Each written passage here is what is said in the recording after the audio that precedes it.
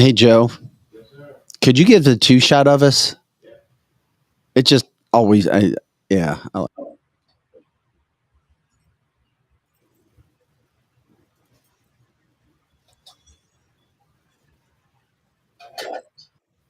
So that's Rumble.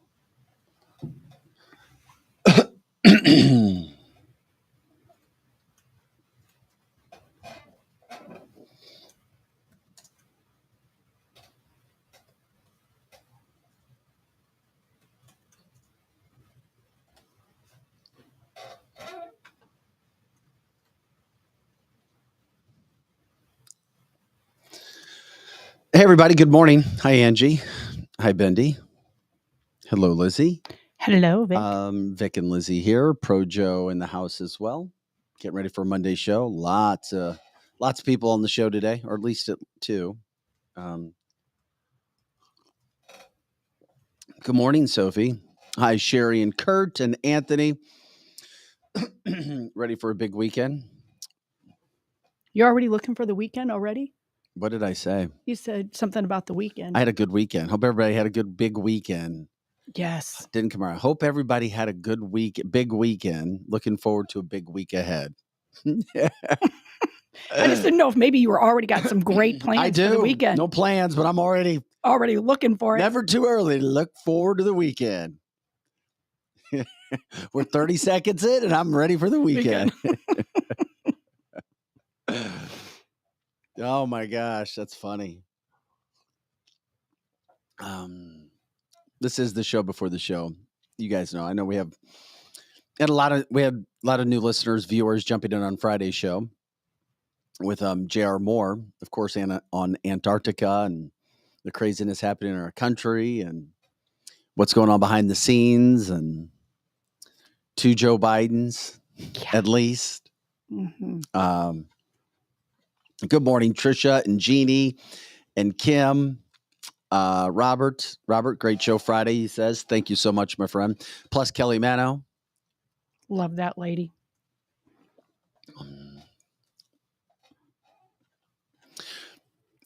We'll be promoting it here shortly, but we also have 8:30 guest. So 8:30, we've got a guest we're going to be speaking to. We'll be promoting that about. There's Michigan electors. There are Republicans in Michigan that a very, very hardcore left AG is trying to throw in prison. All about the election. This will blow your mind if you're not caught up on that story yet. Very much looking forward to bringing you guys that story because it's sad what has happened and it's false. I believe it's false. We'll show you video. The video has been taken down on several sites at one point in time. But we're going to talk to Shane Trejo. 3 organizations he represents. Oakland County GOP. He's an ally of the Log Cabin Republicans of Metro Detroit as well. We'll let you know everything. He's going to speak on that whole situation, what's going on. But you literally have Trump electors in Michigan facing multiple felony charges. Bizarre story that's going on there. Plus, coming up at 9 o'clock, because we always try to bring you every side of the story and maybe things that you're not looking at right now. We're going to talk to an expert in the pork industry, Jim Eddie, swineweb.com. You can check him out before then about some things that Americans need to be very, very, very concerned about when it comes to our food, what's happening with pricing, what's happening with big ag all over the country. Of course, you know what we do here on canceltheshow.com. Try to bring you very unique programming. Of course, get you caught up on all the news headlines. You name it, everything. How was your drive back, Lizzie? It was great. We left a day early. And so I had all day yesterday to just kind of relax. We were supposed to get home yesterday, but we left early. When did you get back? 2:00 in the morning, which would be like Sunday morning or Saturday night. Oh, so, okay. I got you. Yeah. So it was nice. Nice, easy drive. Hey, Chris, good morning to you as well. And Jeannie is good. Good way to kickstart a Monday, that's for sure. We'll talk a little bit. We won't spend a ton of time, but Donald Trump coming out with a quoting on the women's soccer team. It was great. I may have a surprising take for it. His quote was great. I'm not happy. I don't know. We'll see where it all goes. But I woke up and watched that at 6:00 yesterday. I watched overtime, and it was just terrible. But regardless, it is what it is. And man, I met a guy Friday evening. Man, there's no way when he found out what we do. No way Trump can beat Biden. I just started laughing. I bet you laughed real loud. I was like, oh, dear God. He just said that. No way. He's like, we need Ron DeSantis. And I said, Ron, do you know how far?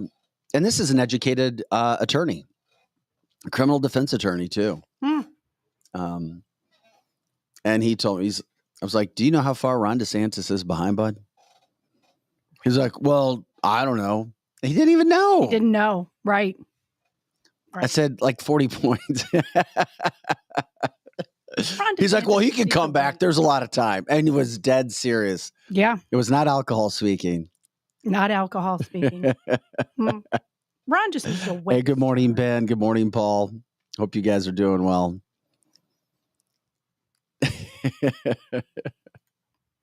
He can come back. So you're saying there's a chance? Yeah, that's what we're saying. Something like that. Mm-hmm. All right, let's get the Big Monday show going. Love you guys for jumping in. Whenever you want, Pro Joe.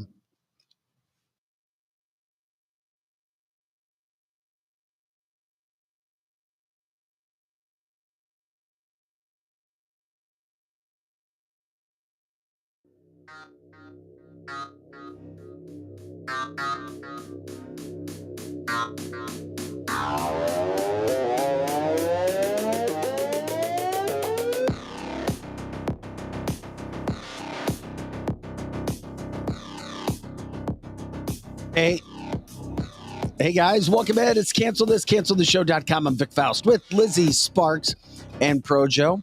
It is cancelthisshow.com, Monday through Friday, 8 to 10 a.m. Central Time. Share the show all the time. News headlines, interesting interviews, and a variety of topics all across this country. Things that are affecting you, your family, the politics, the business, the life that you live. We've also got cancel culture education. And we have some fun on Fridays. Thanks again to J.R. Moore, who we had on Friday, talking Antarctica. Kelly Mano, who's become a part of the show every other Friday. You can catch her from 9 to 10 as well. I said, there's probably some people who want to get in and advertise with you or something. Let me know about that, Kelly. Oh, I bet they would. We've got 2 new shows that are going to be coming to cancel this as well. Yes. Well, it's actually Renew Media Group, but they're going to be joining us. One is almost 90% there, right? Yeah, oh, for sure. The other one probably 30%. So it'll be part of a network. It'll be good stuff. It may surprise some people, but we'll see where we're going and things like that nature. But people are starting to call us and want to be a part of the network. So we're grateful for that. And of course, we're grateful for you that make this show as good as it is in regards to the live podcast, the live interaction, and for everybody who listens outside, because about 95%, I think it's about 95% of the 500,000 audience reach we've had in the last month or so comes after the show. So it's not the live audience, but we do it live for you guys that want to jump in. And of course, it is taped and edited for everybody else who's there. Okay. Any highlights from the weekend and the drive back, Lizzie? The drive was really easy. Gulf Shores, Alabama. It was really easy. There's a lot of strange people on the road, but other than that, I love Alabama, but I just like to get home. Yep. I get it. Of course, it's one of those things that happens. All right. Regarding the weekend, U.S. women's soccer team, we'll touch upon it. We'll get into it. We'll get out of it. They lost. Worst finish they've ever had. Earliest exit they've ever had. Before the tournament started, we already knew about they were a team fractured. They can say, oh, we love each other. We're really good with each other. But when you're standing at the core of who you are out on a field, and some people are like, we hate the flag. And others are like, we love the flag. There's going to be dissension. Give me a break. Even if it's not talked about, it is there. And it was with this team. And it's sad. But once again, Sweden, the opponent yesterday, arms around each other, singing their national anthem. They're into their country. And of course, you have these women, at least 60% of the ones that were starting that you could see, refusing to put their hands on their hearts again, looking down, looking angry, whatever, blah, blah, blah, blah, blah.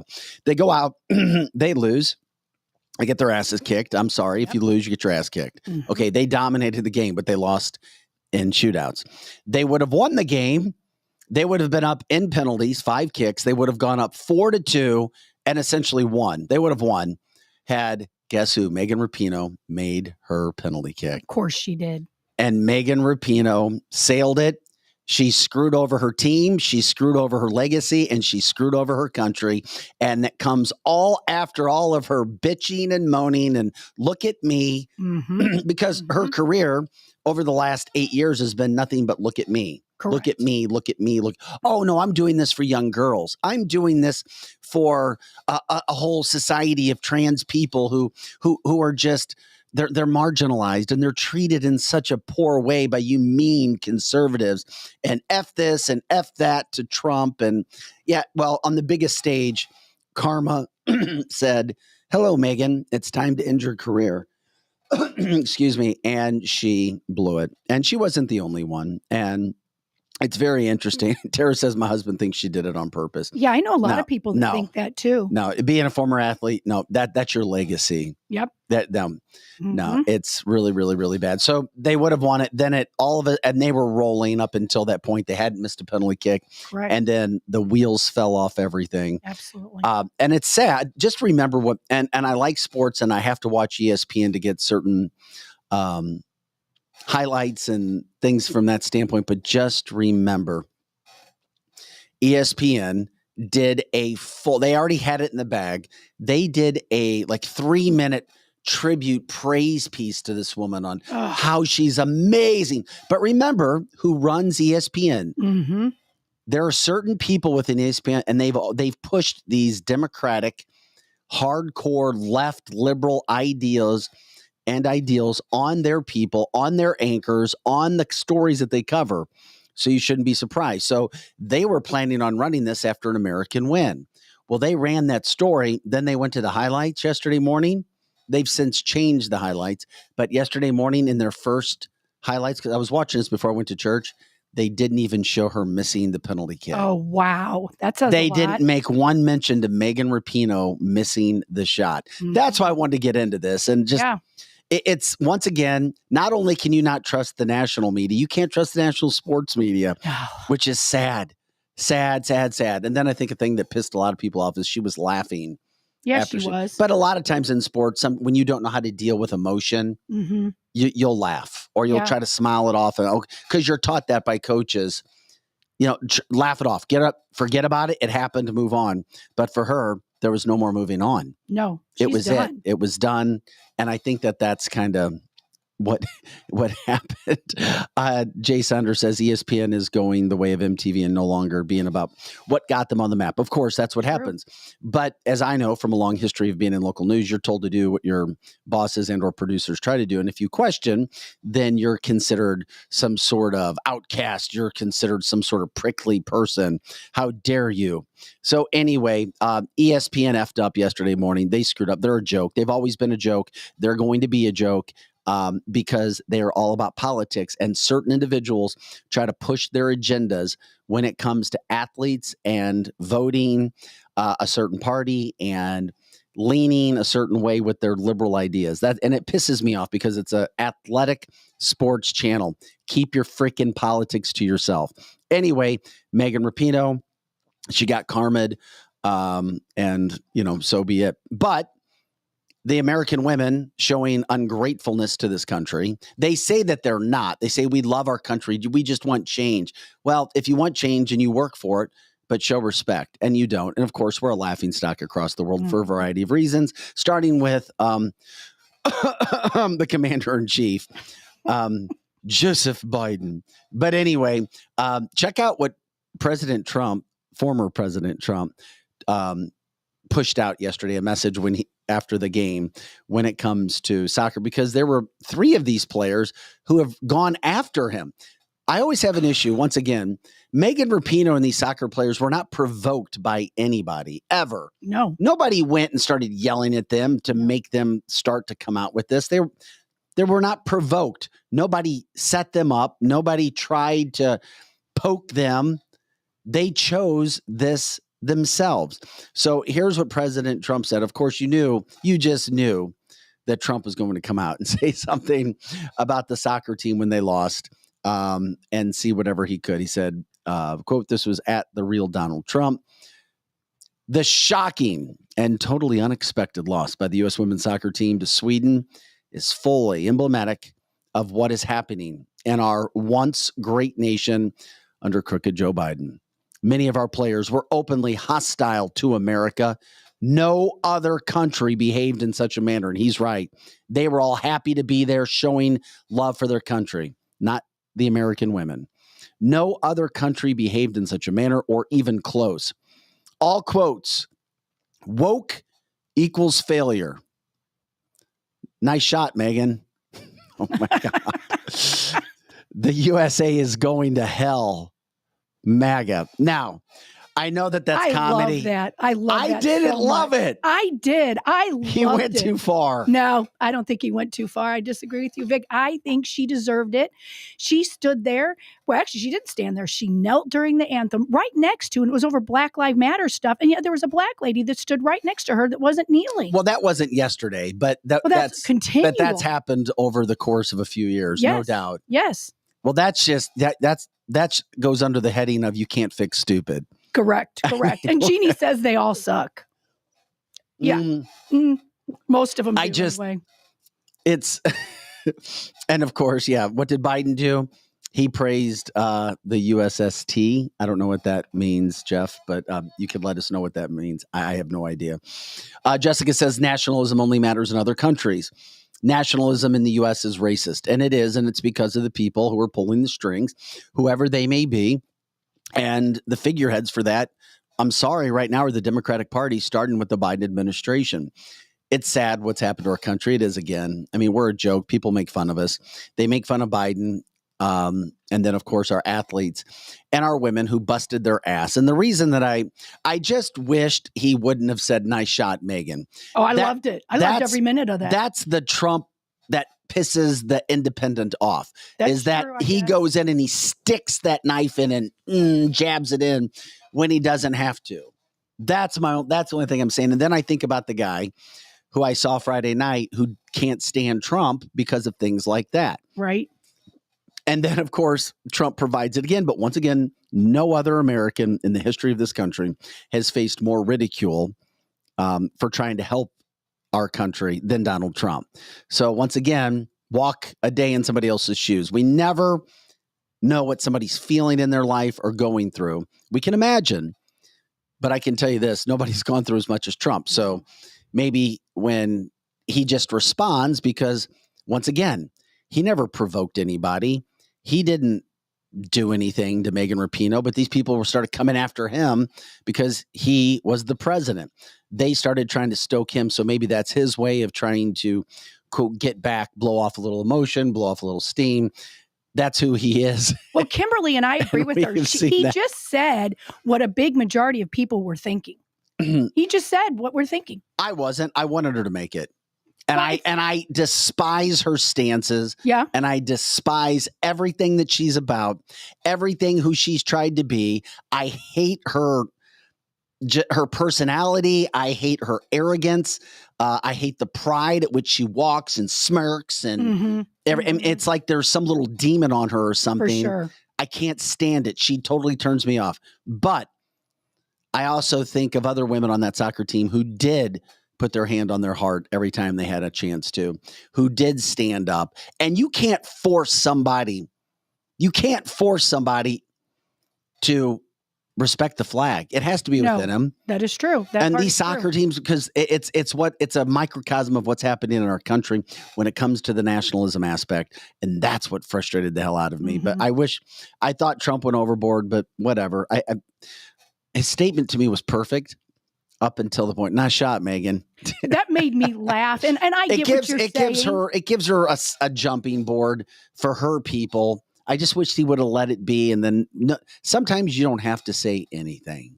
That's You just true, let too. somebody make their own bed and you're just like, yep, Mm-hmm. Mm-hmm. nothing to see here. All right. Jessica she wants to ask me a question. All right, here she goes, Lizzie.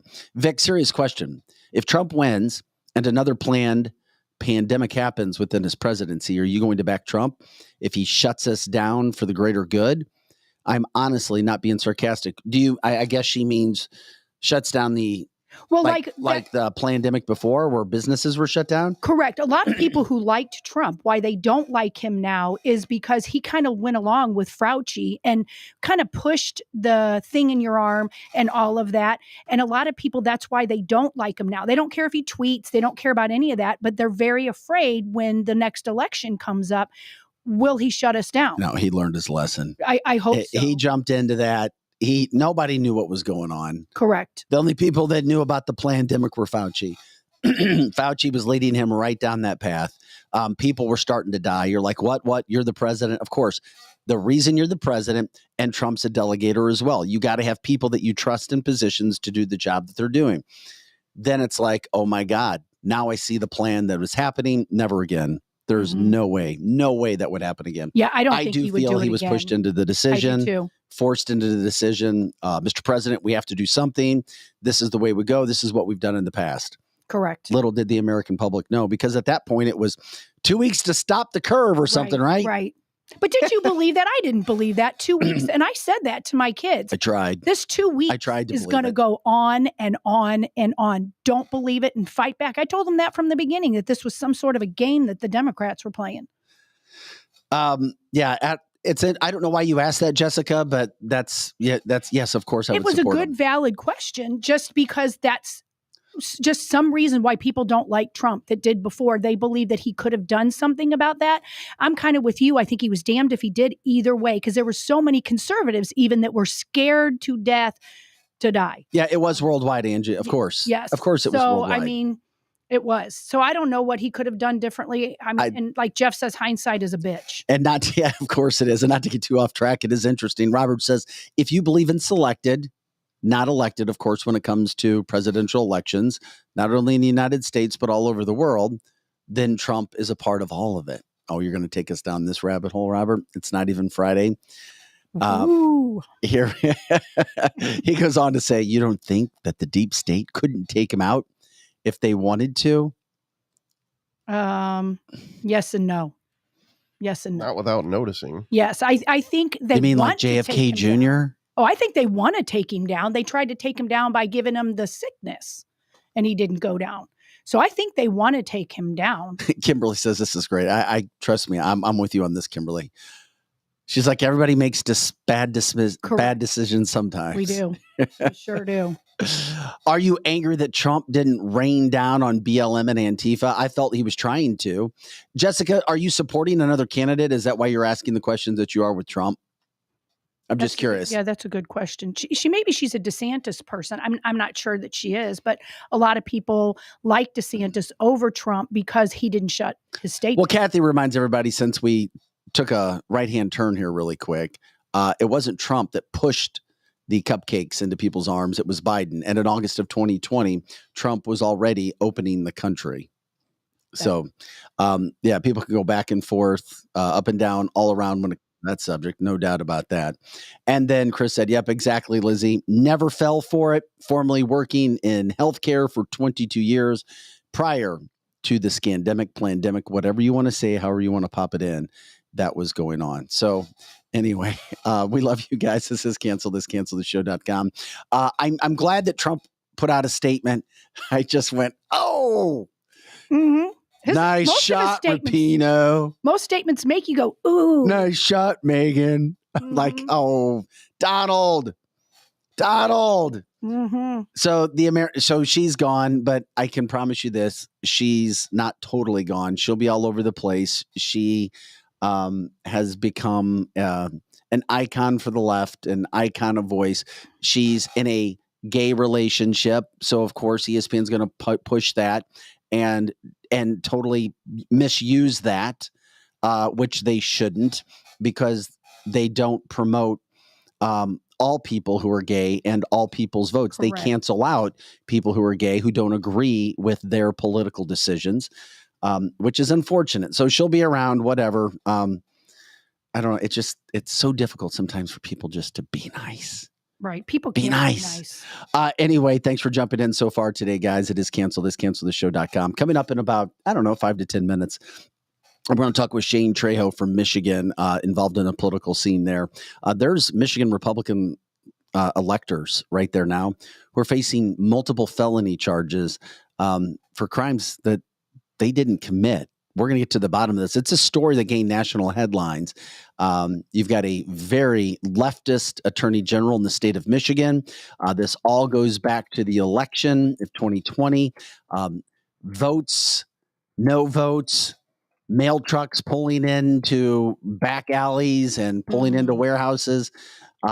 It's fascinating, some of those things. So we're going to get caught up with that.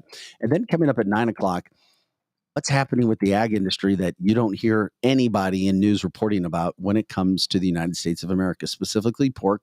We'll talk with Jim Eddy about that. He is an expert with swineweb.com, a podcaster, to keep people updated on what you need to know when it comes to some of these situations that we have going on in our country right now.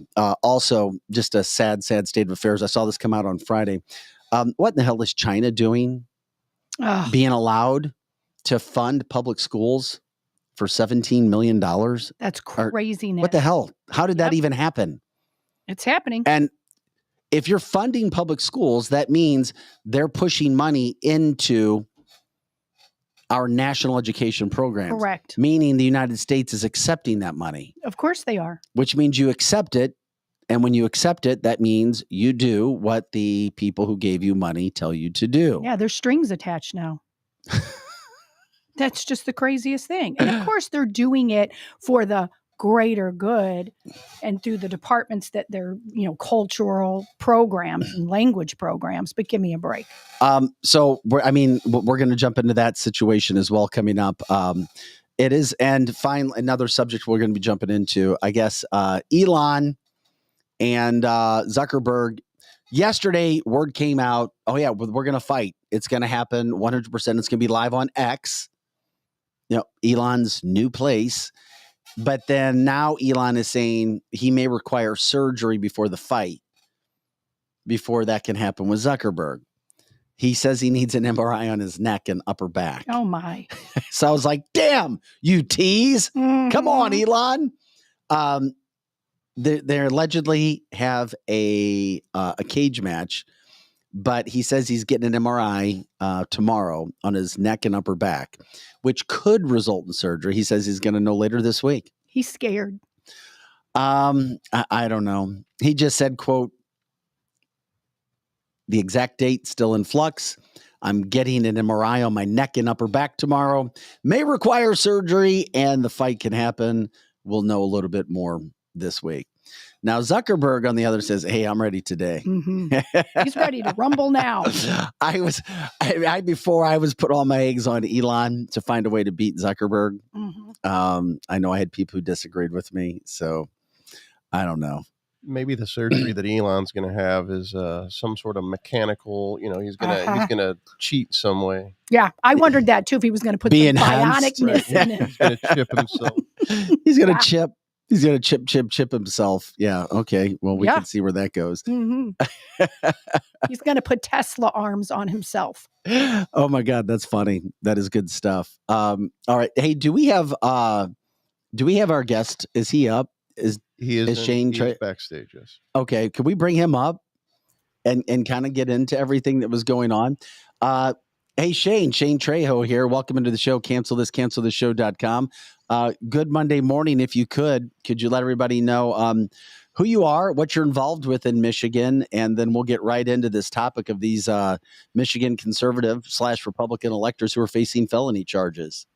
Oh, thanks for having me, Vic. My name is Shane Trejo. I am the executive director of the Grand New Party PAC.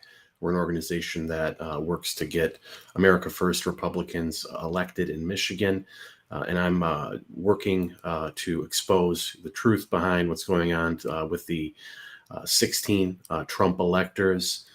in the state of Michigan right now. They're facing multiple felony charges, and it's completely this is kind of without precedent how they're getting railroaded right now, and has massive ramifications for 2024. So I'm happy to be here to kind of shed light on what's going on. Could you break that down? What exactly happened that put these electors in the situation that they are?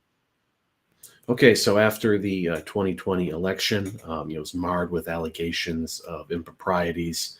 As you mentioned, the van that showed up at 3:30 a.m.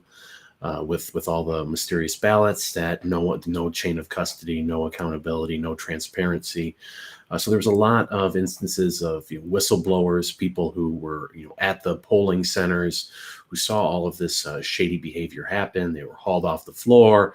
They covered it up. All these sort of things. So in the mad dash after that, the people did not want investigations. The government did not want investigations, but obviously the Trump supporters did. So the pro-Trump the Trump electors, they submitted an alternative slate in case there were investigations that showed enough fraud to where the Trump some of these ballots that were determined to be improper were thrown out in court. Something like that was still plausible that something like that could have happened when the Trump electors submitted their alternative slate. So when it did happen at the time, it was ignored by the mainstream media. It sort of fell on deaf ears. People just wanted to go away. They didn't want, at that time, the press did not want any light to be shown on any efforts that were trying to fight back against the 2020 election fraud. So it just kind of fell on deaf ears and was ignored until many months later, when the deep state, when the Biden DOJ and FBI were constructing their case in an attempt to throw as many charges at President Trump as possible.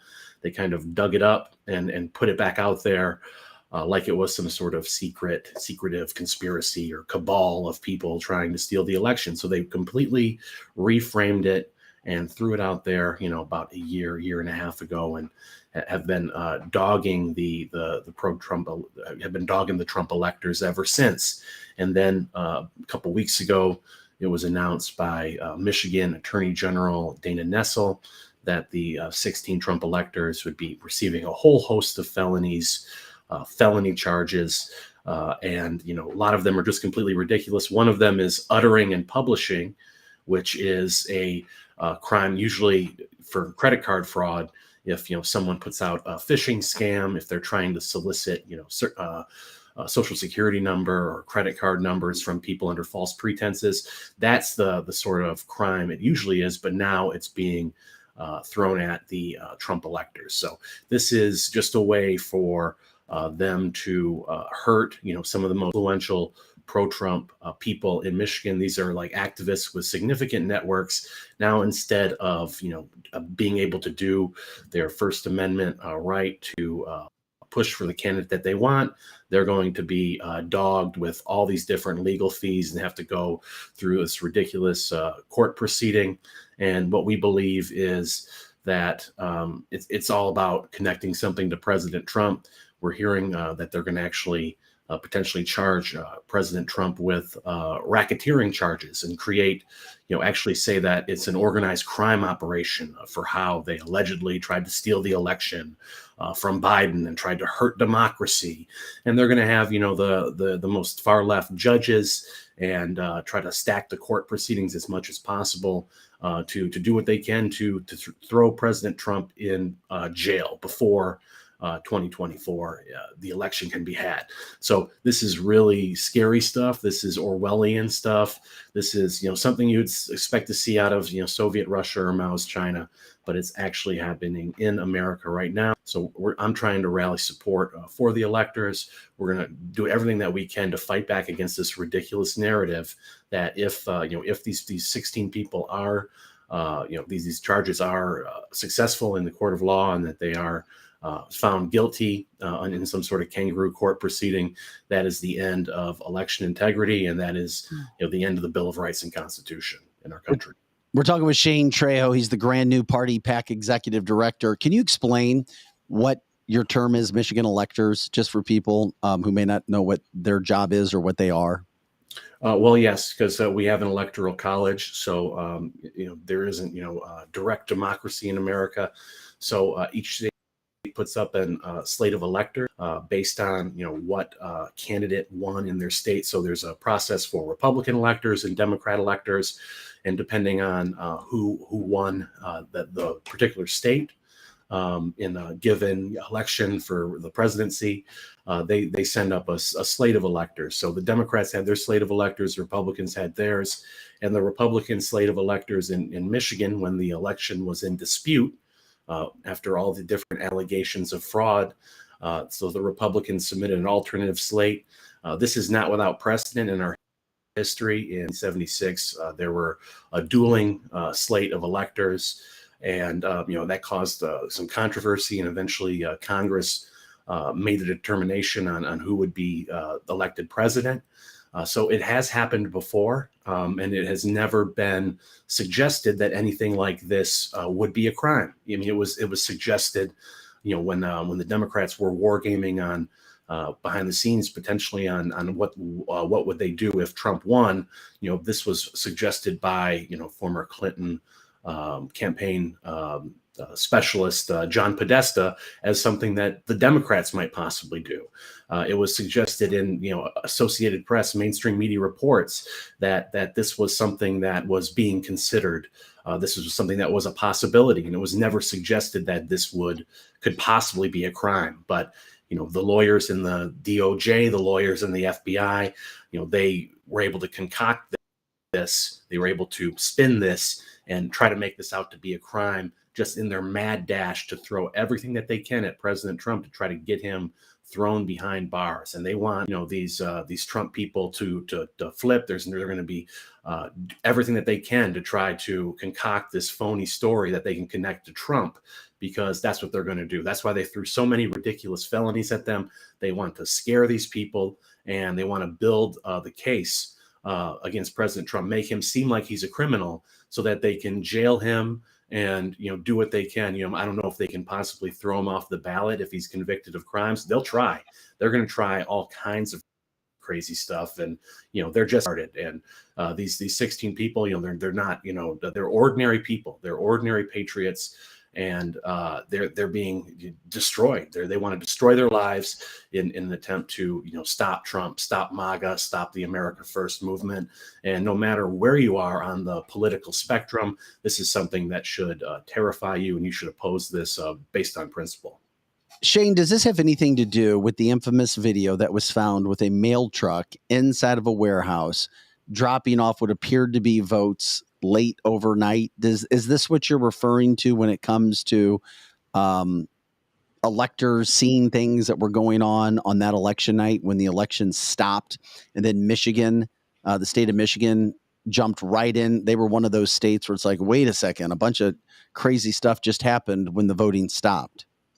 Yeah, I'm not 100% sure if any of the electors were on the floor, but I actually was the person who happened to see that. Because Chuck Calastro posted video again just a few days ago of the mail truck going in to the warehouse. You're familiar with that video, right? Yes, yeah, I was actually there on the floor at the TCF at that moment, so I might actually. Well, we're showing you video from that night. You've seen this video already. What happened here?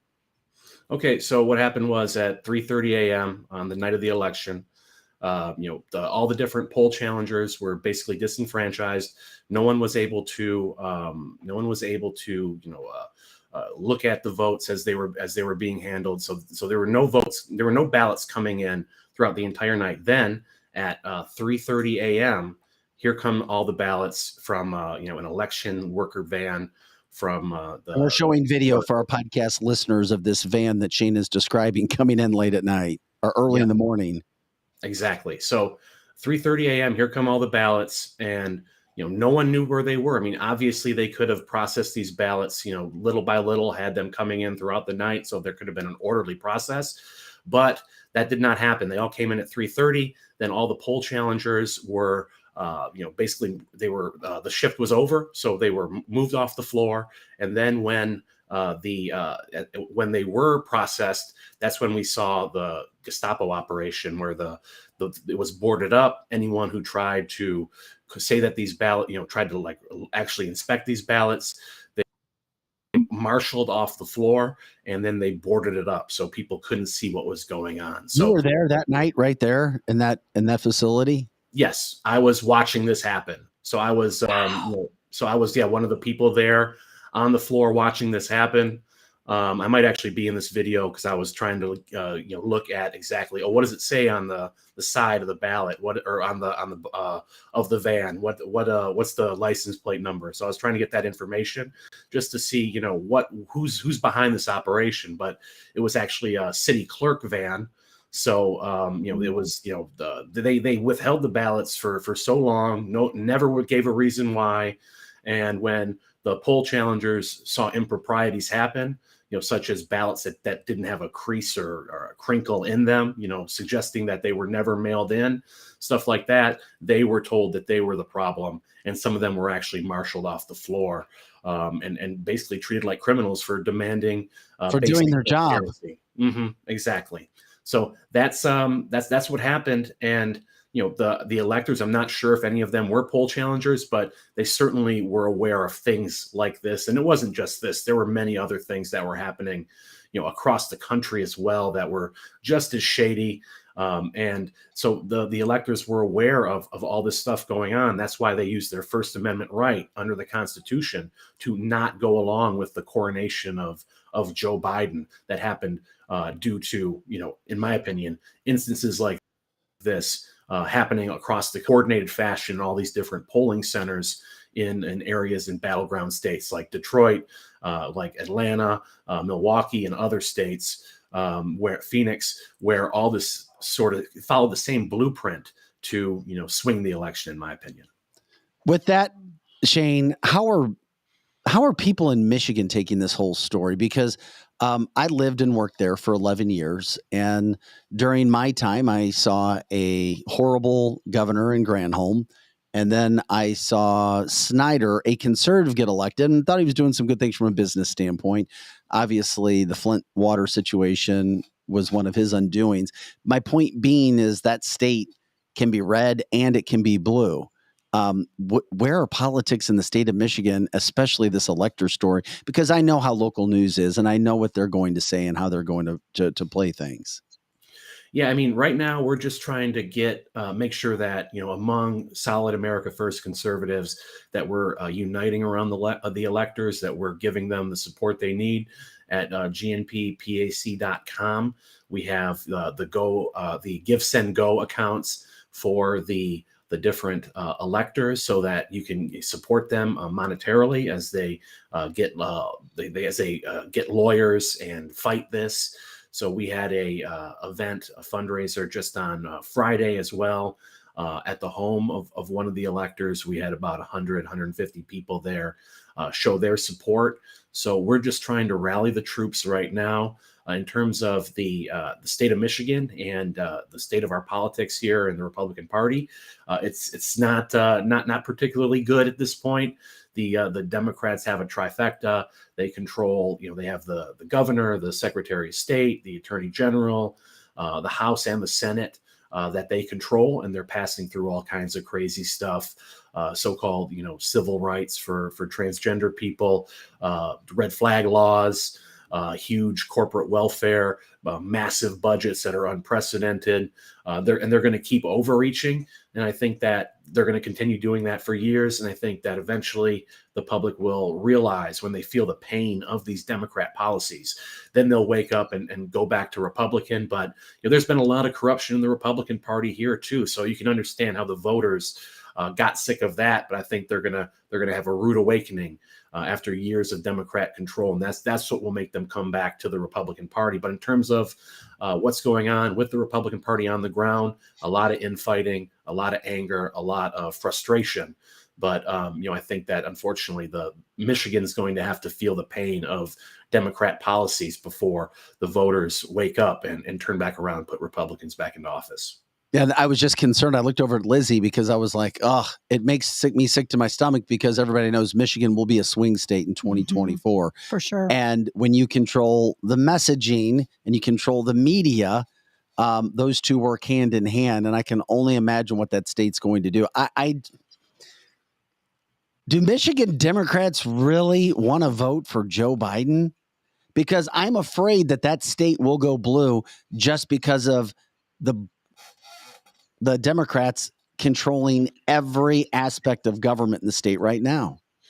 Well, yeah, we know that, the Secretary of State, Jocelyn Benson, she will not, put any oversight, any signature verifications, the mail-in ballots, it won't change in 2024. So it's an uphill battle, but people on the ground who say, oh, I was hoodwinked into voting for Joe Biden, vote for him again. So depending on where the economy goes, if you're looking at, what's going on with the inflation, the spending, a lot of bubbles, in the economy that seem to be ready to pop at any moment. So if that happens and the public wakes up, especially the people in the suburbs who, they don't like Trump's tweets and that's why they vote against him. Well, if their 401ks disappear overnight, then they might want to go back to the good old days of Trump and putting America first and good economic policies. So I think that there's still a lot of variables that could happen. But yeah, we know that the Democrats in power will not make it easy for Biden to lose in this state, regardless of what the voters want. Well, Shane, we were talking about earlier Trump's tweets. Now, is the economy as bad as it is here in other states where groceries are so expensive, our insurance skyrocketed, our utilities are going up? Do people in Michigan get that upset with the tweets as opposed to a huge electric bill, our bacon costing $1 million? Are they upset about that yet? Well, yeah, doing door to door, you do see anger with the cost of goods and services, and we were definitely feeling it here. It's just that there is so much propaganda out there that just wants to create like kind of a cone of invincibility over the Democrats here, and the problem also is that the Republican Party here is in such a dismal situation that it doesn't seem like a good alternative to voters, but. We're trying to get the strongest candidates that we can, the pro-America first candidates who will not go along with a lot of what the Democrats are doing. So we're trying to build a foundation for a better Republican Party here. But you have so many Republicans who are willing to go along to get along, who will go along with a lot of the crazy stuff of the Democrats and champion what they're doing. And that demoralizes Republican voters, probably by design. So we see a lot of sellout Republicans here, a lot of corrupt Republicans here. And I think that's the biggest problem. It's not that people like Biden, it's that the people have a bad taste in their mouth in Michigan because of all the corruption from the Republican Party over the course of many decades. Do you have any faith in the voting system coming up for 2024? National voting system?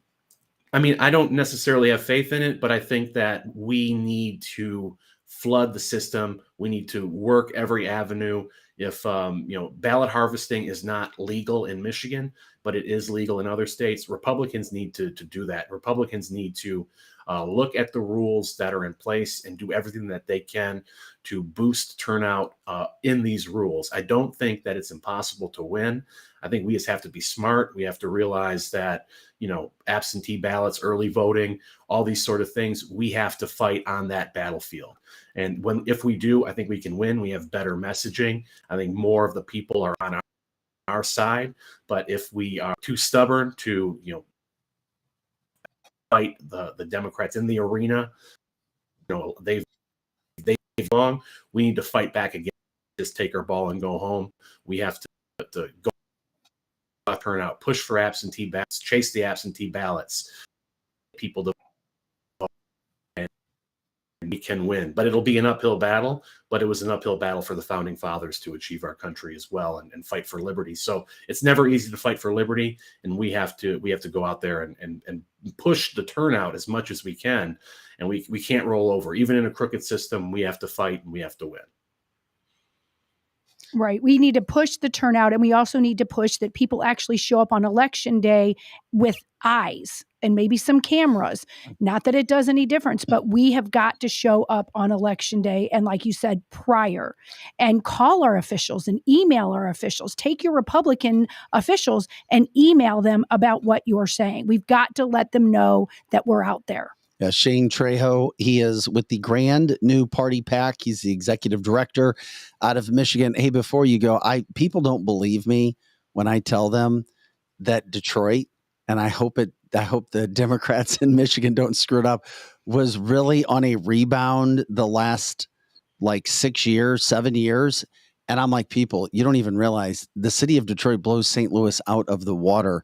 They started to do some really good things there. Have you continued to see that progress in Detroit? Detroit has rebounded, and I give a lot of credit to former police chief James Craig, because he was the force. Yep, he upheld the rule of law. He didn't allow all the rioting and all the craziness that happened in 2020 to take hold there. And I think that's, that has made Detroit a better place than a lot of these cities that burnt to the ground and still haven't recovered and are kind of under occupation by these far left forces. So he kept that out of the city of Detroit. So now Detroit is becoming a nicer place. Still got a long way to go, but there are, blocks and blocks of areas that are actually quite nice and fun to be at, from just going down there and seeing a game and going to different restaurants and bars and stuff. So it's getting better, and that is something that even though the state of Michigan government might not be too good right now, you can look at Detroit as something that is improving and it seems to be on. Yeah, I wish we could say St. Louis was improving and on the upswing, but we can't. So such is the case. Hey, anything else you want to leave us with before we let you go today? Oh yeah, just check out gnppac.com to find out how to support the 16 Trump electors in Michigan, and check us out on different social media, GNPPAC, and get into the fight and stay encouraged. Shane, hey, we appreciate your time, my friend. Thanks so much. If you have other stories that are going on, please keep us posted. GS3, our friend George Stager III from Michigan, of course, set us up with you. Thanks to George for the interview. And also, one more thing, shout out to the log cabin Republicans of Oakland County. I'm an ally, and if I didn't say that, he would punch me. So. Yeah, we don't want any punching, so I'm glad you mentioned it. Hey, Shane, we appreciate it. Have a great day. All right, my friend. You too. Thank you. All right, there you go. Shane Trejo, interesting interview. We wanted to get that in. We've been trying to do something with what's going on with those people in Michigan, just for trying to speak out. And if you speak out, how dare you? Because we see what's happened in so many parts of this country. And it wouldn't be happening in the state of Missouri because of the people who are in the positions they're in. Correct. But if you have a hardcore, left-leaning, ultra-liberal, progressive attorney general with an agenda, you're in trouble. You're in big trouble, because like we talked about last week, your attorney general, if you get in contact to your attorney general, they can do a lot for your state. Like, look what they did here in St. Louis. Or against you. Or against you. And that's a scary thought. They have a lot of power. So you need to be very careful who is elected, or in this case, selected. I just hear that and it makes me sick to my stomach. I have seen that video that we were showing. Yes, I have too. Of the ballot showing up at like 3 a.m. Yes. Oh yeah. Now all of a sudden we've got a bunch of ballots that are just arriving here in the cover of, quote, darkness, while an election is not being counted. Oh yeah. We don't know where those are from. Oh, these are mail-in ballots. Oh, and every single one of those are for Joe Biden. All of them are. All of them. Did you see how many? I mean, that truck was packed. Can you play the video again? Full, yes. It was packed full. Yes. And remember, Donald Trump was leading Michigan when the voting stopped. Yes. It's just this isn't us trying to come up with a conspiracy theory. It's a fact what you're seeing here. And the votes counted. It didn't take forever in the city of Detroit. It just didn't. And then all of a sudden, for the first time in history, the election stops. Oh, and then look at all those. Yes. Though Yes. that's hundreds of thousands of votes. That's it. Yeah, that's exactly Hundreds of thousands. And, we've said it several times here, but the movies Rigged and 2000 Mules, I've seen them both.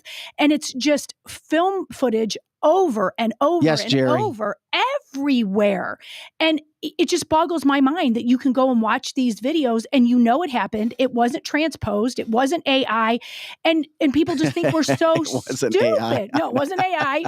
And people just think we're so stupid, like that's okay. And I think a lot of people who are not even stupid now are like, well, there's nothing I can do about it. So, I'm just going to go on my merry way. And they give up. No, that's the American way. And I understand sometimes why that happens I do too. until everything is taken from you. Yes. Yes. Yeah, and of course it just all conveniently worked for Biden. Oh yeah, we've got hundreds of thousands of new votes that all just go one way to Joe Biden to take over the state. I do get in to try to predict the election, and I was fairly close in the last one. I see Michigan going blue. I just do, because of what has been elected into the positions that they're in. And I hate to say that. Mm-hmm. And I hope the people of Michigan stand up. It's always been inner city blue, very, very, very, very blue. And then the rest of the state is red outside of a couple little spots. And that's how Michigan goes. And then it's always a swing state. Sounds a lot like the state of Missouri. Correct. You have St. Louis, but then more of St. Louis County. Because, and I know people get pissed at me when I say this, but St. Louis County is blue. It is. St. Louis County is blue. And people hate me when I say but it. But you're not wrong. But I look at the county executive. It's been over 30 years since it's always been a Democratic St. Louis County executive. Yes, it has been. As Rob says, how has Biden not been impeached at this point? There's a couple things that go into play there. We broke that down. If the House impeaches him, fine. It's happened 3 other times. Then the Senate has the power to actually go to court on it. With everything that's going on right now, while it should happen, I don't see Kevin McCarthy doing it. I don't know. I wished that would happen, but once again, is it taking our attention away from other things? And then, of course, as we've already seen, special counsel Jack Smith only goes after Trump with indictments when the news gets really, really, really bad for Joe Biden. Exactly. Literally, look at it on the heels of every time something comes up the next day or 2 days later. That's how you do that. That's it. Tara says, yeah, St. Louis County is blue with rainbow hair. Yeah. And Donna says St. Louis County is Democrats' plantation. And it is. You go into St. Louis County or even the city and you see different things than you would see out in the suburbs. I know St. Louis County is a suburb, but it's getting closer and closer to acting like the city. We were in the city yesterday and my daughter looked at the sign and was like, oh my gosh, it says protect people, not guns. And she's like, are these people that stupid? I mean, she was 14 years old and she goes, guns protect the people, Mom. These people are absolutely stupid. Well, we're stupid in a lot of ways in this country right now, really unfortunately. And we brought up one of those headlines. One of those headlines is China being allowed to fund American public schools. Another reason where you really just can't, public schools are great and this and that, and everything's going to be fine. Really? Not so much. Not anymore. Because once again, I was talking, it's that slow, slippery slope. You go down a little, you go down 5 years later, you're like, wait a second, we're not even close to being the person that we were before. Talk about $17 million being channeled from communist China straight into 143 K through 12 school districts. So the money's being funneled through a group called the Confucius Institutes and other cultural and language programs.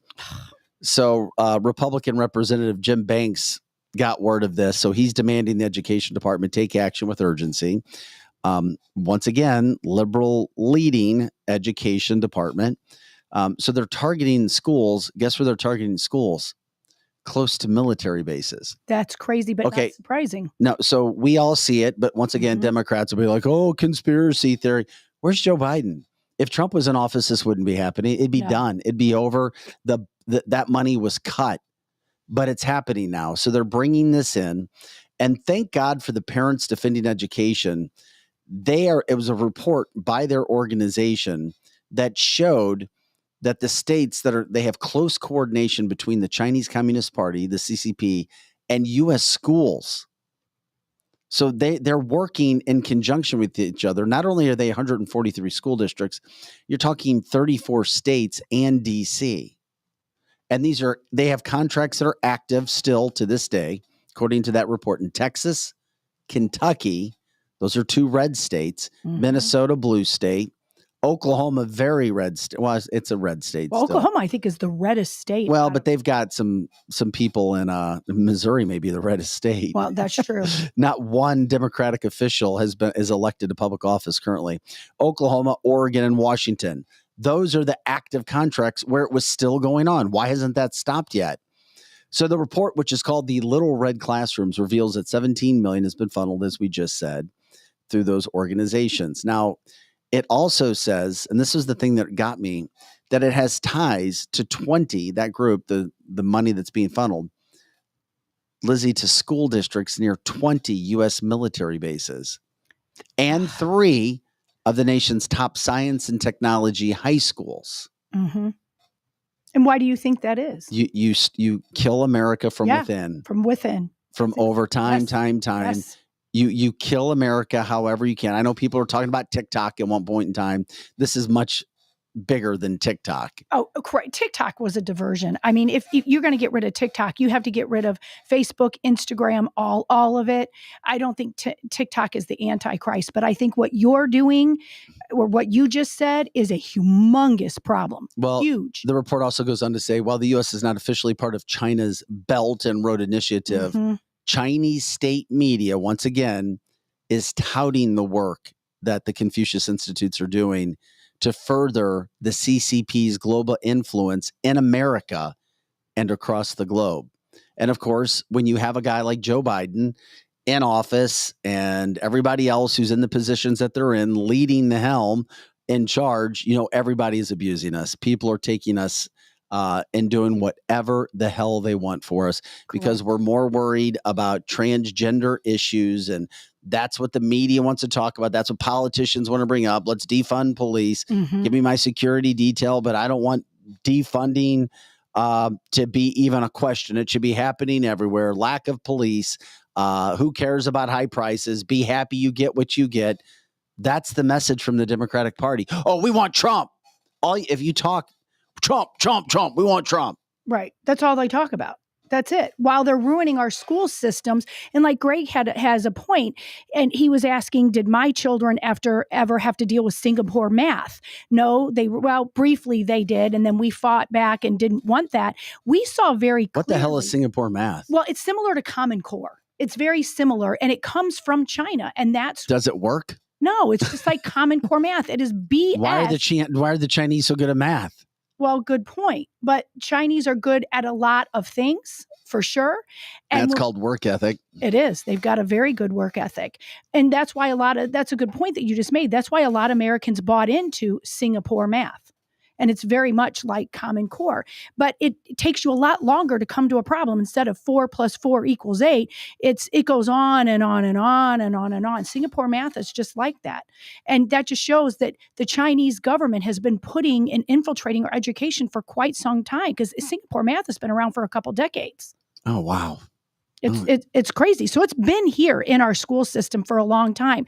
And since everybody thinks the Chinese are so smart, we want to adopt their ways. But I'm going to let you know, Chinese people are not innately smarter than us. I have 2 little girls.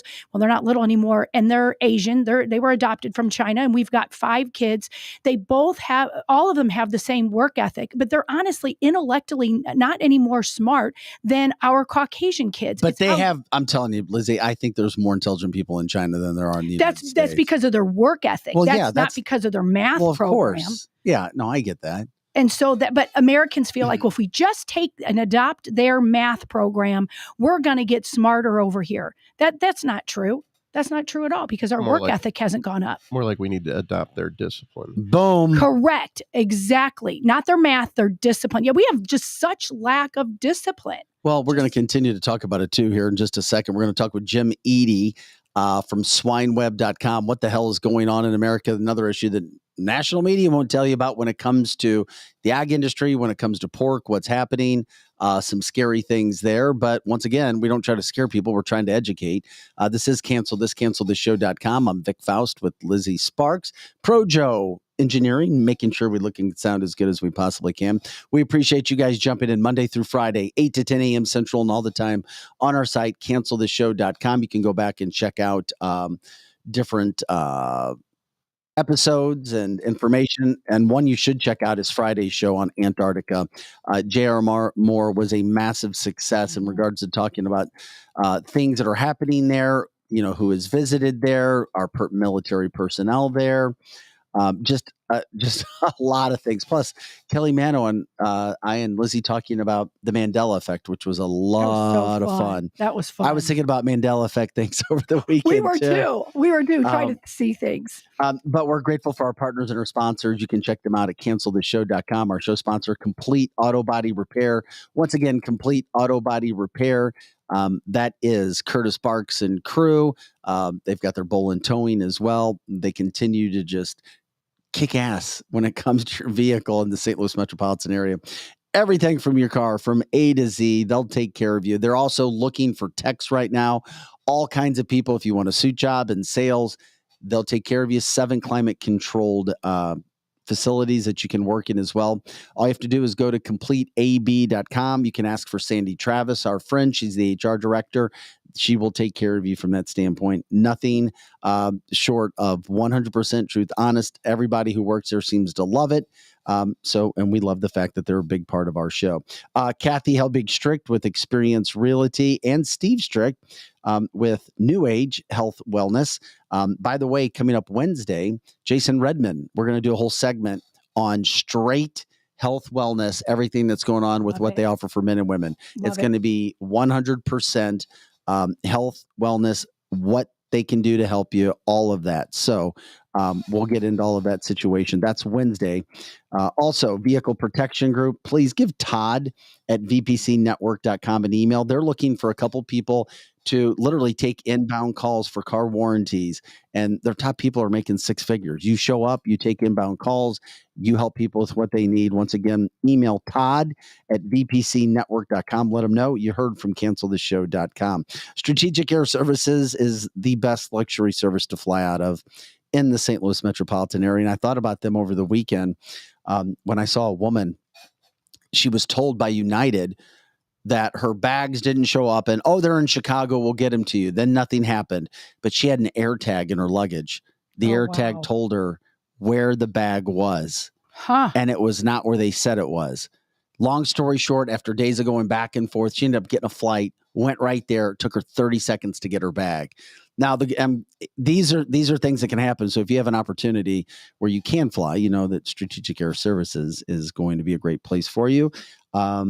It just makes you wonder. It's like air tags on another story in your luggage. That's so crazy. It saved this woman. And then, of course, the good point of that whole story, as we talk about our sponsors, is the fact that they renewed her miles that she used to go do the trip. They gave her a future trip, publicly apologized for making her happy. And the reason the woman had to do that is her daughter had over $2,000 worth of lacrosse equipment. And you have to restring your goalie stick. And they had another massive tournament. And United almost screwed all that up, unfortunately. And they refused to take phone calls. They refused to transfer one department to the next. And the bag was sitting there the entire time where she told them it was, and they told her it wasn't. That is another reason for Strategic Air Services. My bag is there. Yes. Well, you know something about Strategic Air Services? They can get places where other people can't. For example, we were in Gulf Shores and we flew in the past, but then it was a hassle because then you'd have to get out and then you would have to then drive another hour to Gulf Shores from Pensacola and so on. But if you went to Strategic Air Services or something like that, they can fly you right into areas like Gulf Shores. And if you take a group of people, it's not really that much more expensive. And so next time we're like, we're going to be flying Strategic Air Services. Boom. Makes sense right there. Also, Greenlight Dispensary, the largest cannabis shop company in the state of Missouri. They're growing nationally as well. And of course, Greenlight, when they have a massive company. They give you the best products and they give you the best price. They've got facilities all over the state. You can check them out on our website at canceltheshow.com, and you can pop up that coupon, take it in, get a discount on whatever products they have. And of course, they can teach you. It's becoming very popular, especially when people are trying to get off pharma. And it's, believe it or not, the Show Me State showing the record sales for the first year when it comes to the product. We know it's not for everybody, but for people who are using it and loving it, that's why we continue to promote them, because they continue to grow and grow and grow, not only in the state of Missouri, but across the country. Rockwood Charcoal, Jonathan Heslop, friend of the show. It's a national brand. You can find Rockwood all over America because I know we're a national show. Best pure charcoal you're going to find, because the best charcoal, as we've been told, is made in the Show Me State because of the trees that grow here. And you're going to know great charcoal because it breaks apart in your hand. Once again, Rockwood Charcoal, look for it at a local store. I don't know, they're in like 100,000 different stores, so it's very easy to find. And of course, Carroll House Furniture, because you like nice things. If you get anything from Carroll House, please let them know that you heard about them on canceltheshow.com, and appreciate them being a part of our show. So we wanted to make sure that we had everybody locked in when it came to our partners. You can find out our partners and more about them at canceltheshow.com. And if you know of anybody that wants to go ahead and join up with us, let us know. You can check out the ad rates there on our website. You go to our partners page at canceltheshow.com. You click on it, and then you can click on another button that shows you right there at the top what the ad rates are. I'm Vic Faust with Lizzie Sparks. We've got Pro Joe in the house, making sure we're looking good and sound as we can. It is a Monday. This is the August 7th podcast. Special thanks to Shane Trejo from Michigan, who just joined us a little bit ago to talk about what's happening with electors in the state of Michigan. And now we talk with Jim Eady. He's with swineweb.com, an expert and producing information, news, media when it comes to the swine industry, pork industry. Jim, I'm grateful that you took some time with us today, because I guarantee we're all uneducated, or most of us are uneducated with what's happening in the ag industry, what's happening, I guess, specifically when it comes to pork, because we all get caught up in our daily lives and, everything's just going to be the same and we're going to be happy. Everything's going to just be the same each day, in and out. Well, thanks for having me, Vic. I'm a big fan of yours from back in your Michigan days at WXYZ. So thank you. I appreciate it. So I think the pork industry, there's the pork, beef, poultry, and dairy. So in the world, there's many different industries, and we're not aware of kind of how in-depth or how large these industries are. So for the pork industry, for instance, we run a website, swineweb.com, and it's like a news service site, podcast, videos, commentaries for what's happening in the pig industry, kind of like ESPN for the sports industry. So through the swine industry, there's a lot of challenges right now, kind of post-COVID. So when COVID first happened, there was the shutdowns of restaurants and there was those challenges. Now, a couple of years post-COVID, high feed costs, industry consolidation, it's leading to higher food prices. But internally in the industry, there's a lot of debate where there's some companies that want to focus on a better tasting product, and they see that as the path to success. And then there's other people that are more, everybody has kind of a different philosophy. So the general high feed costs, inflation, consolidation has affected things, but there's more to it than that. Interesting. Talking with Jim Eady from swineweb.com. You've been in the industry for a long time. What you see is happening right now, does it concern you in any way? Yeah, it's always concerning because the industry's at a low point, the lowest point since 1998, when at that time I wasn't a part of the industry, but it's always rebounded. It's market driven. So I guess it has to rebound or there won't be pork. And I think the silver lining is pork is still an affordable product. It's one of the most affordable proteins. I think outside of the logistics of high feed cost, inflation, and consolidation, and for example, with consolidation, it's like if there's 5 major TV networks and then they consolidate to 2, there's more power within the 2. So then it's harder for companies to get into the 2 major producers, let's say, or the 2 major players. So then now in the media business, you have more podcasting, social media people. So there's an entry point. So the pork industry is hitting that point where there's a lot of consolidation. There's less bigger producers as well, which is then creating a challenge. And then to combat that challenge, there's even local producers. Like there's a website, farmergrade.com. There's a pig farmer in Iowa selling their own meat. So they have a brand. They have a podcast called Barn Talk, and they're a pork producer in Iowa. So they're focusing on now selling their branded meat.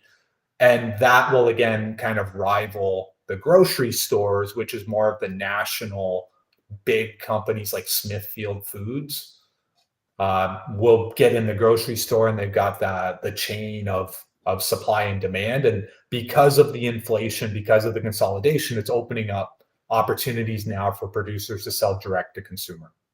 Yeah, but do you feel like there should be a combo of both, supporting local farmers, whatever they're doing, plus getting your goods at a grocery store to provide to support that as well?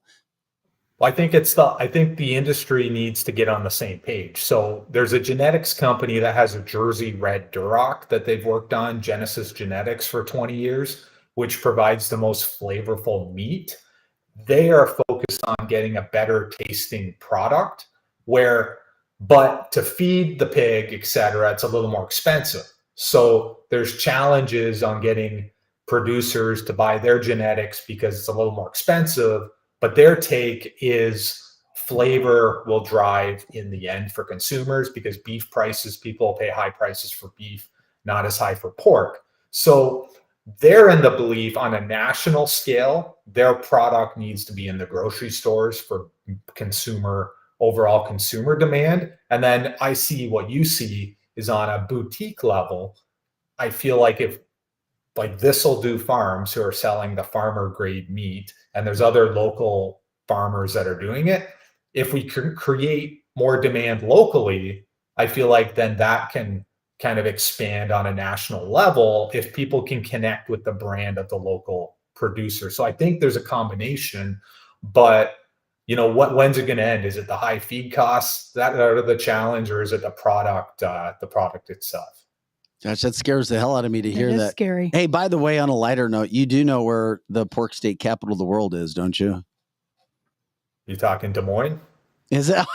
Des Moines? Maybe I've been educated. I thought there was only one place, and it was St. Louis, Missouri, pork steaks. Well, we did. There's a family farmer up there in the Ozarks that we did a podcast with, Cambry Thrasher. So he's started an operation from scratch in Missouri. And that's what the industry's lacking, is more entrepreneurs like him getting in at the ground level, because it's become so corporate. But Missouri, a lot of University of Missouri, they produce a lot of high quality articles for the swine industry as well. Oh, yeah, of course. With journalism school, it makes total sense, especially being in the middle of ag area. So I had no idea that Des Moines, Iowa, you could probably go to Des Moines, Iowa and get a good pork steak then. Boy, that's good to know. Well, it's home of the World Pork Expo, which is every June, and then it's the largest hog producing state. So it's kind of the go-to. Des Moines, Iowa, North Carolina's big, Minnesota, Indiana, Nebraska, Ohio, Michigan a little bit as well. Nothing's better than a good barbecue. Yeah, we've got Jim. steak. We've got Jim on to talk serious stuff, and I'm taking it into more of a comedic value. Do you know where the most bacon is sold? That's over my head, Vic. Do you have the answer? Sorry. I don't. It's my favorite food. I'm sorry. Bacon and pork steaks are the best. So anyway, Bacon is popular, and they're trying to drive more the chops and the higher end of it too, because bacon is so popular. It's getting people to cook the rest of it properly and getting that in demand. So you're a big bacon eater? Yeah. Oh, I love the bacon, my friend. I know. I know. Well, we need a pork fast food restaurant or something like that, right? Because we don't have that as well. I think people would jump in on that. Hey, Jim, we're talking with Jim Eady from swineweb.com, expert deliverer of information when it comes to the pork industry. You have your own podcast that you do internationally. I'm curious, you bring up this new guy in the Ozark area in the state of Missouri that's starting up his own business. How does one even start up a business in pork? Depends on what kind of business, because I think there is a lot of layers to the industry. So, are you going to be a producer? Are you going to produce pork? Are you going to create a brand, sell the product? What kind of level are you looking at? Any level for business. When people hear, because you said we need more of that happening in this country. Well, that's, I think, the challenge, because a lot of people, I think, unless they're raised on a farm, aren't looking to start a pig operation. So, because there's less farmland and more consolidation and less family farms, there's less people taking over the family farm. So, I feel like there needs to be on an educational level on, how do we get people even wanting to start a pig farm? And Mhm. if that makes sense, how do we create that opportunity?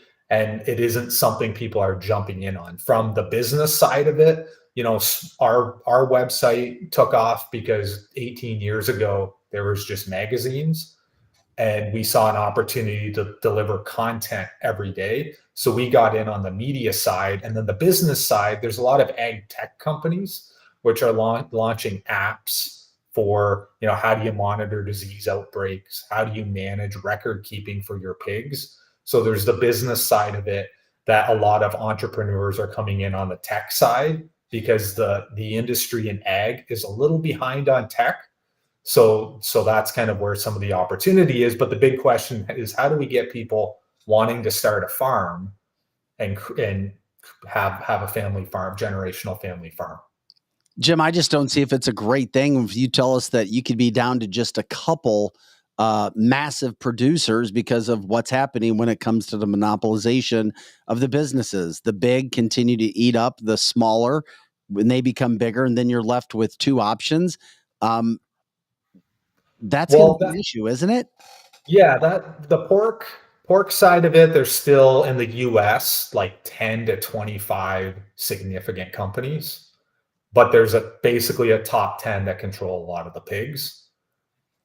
But again, how people are combating that is people are launching their own meat line, right? So the Barn Talk, This'll Do Farms, they have a podcast right in their barn in Iowa, and they have a huge following of people, and they're leveraging that to show how pigs are safely and humanely raised, and then That's they're great. selling That's their smart. branded meat. So it's one producer at a time, in my opinion, to do that. Yeah, that's a brilliant idea. It is. It's a very good idea. So okay, but how many of those are there, Jim? I don't have a number. I know even locally, I see people selling like pork stands at their local farms. So there's more of that. But from the people that I know on a higher level, they still think that the grocery store is where it's going to drive demand. So they don't think the boutique farmers are going to make a difference long term. But I still think there's that opportunity, because when there's so many Walmarts out there, and then now there's some Walmarts closing, there's still opportunity for little small boutique companies to get into business in some capacity, right? So I still think in the swine industry, how do we drive demand? I think it's the better tasting product, more boutique farms, and then just just work hard. But it's a little concerning. You've made a very good point about a lot of the Walmarts are closing in a lot of different areas, some in the city, some in very rural areas. The Walmarts are not making it. And so getting a boutique farm in that area should be on the rise now. And so it's not that I want Walmarts to go out and leave vacant buildings, but it does give opportunity for the mom and pop stores. And I think that's going to start turning around. And that's what I think. Now, I don't know on the larger scale. I believe most consumers go into a grocery store. So how do we get pork better marketed in a grocery store? How do we work on flavor? That's one thing. But I still believe if there's one boutique at a time selling pork, having a brand, creating demand that way, it then creates more economic flow instead of everything going to the big corporation, right? Like Walmart. So every business starts with the hope that they're going to get big and large. And then once you get too big, sometimes the bubble always pops and there's always entry for new entrepreneurs.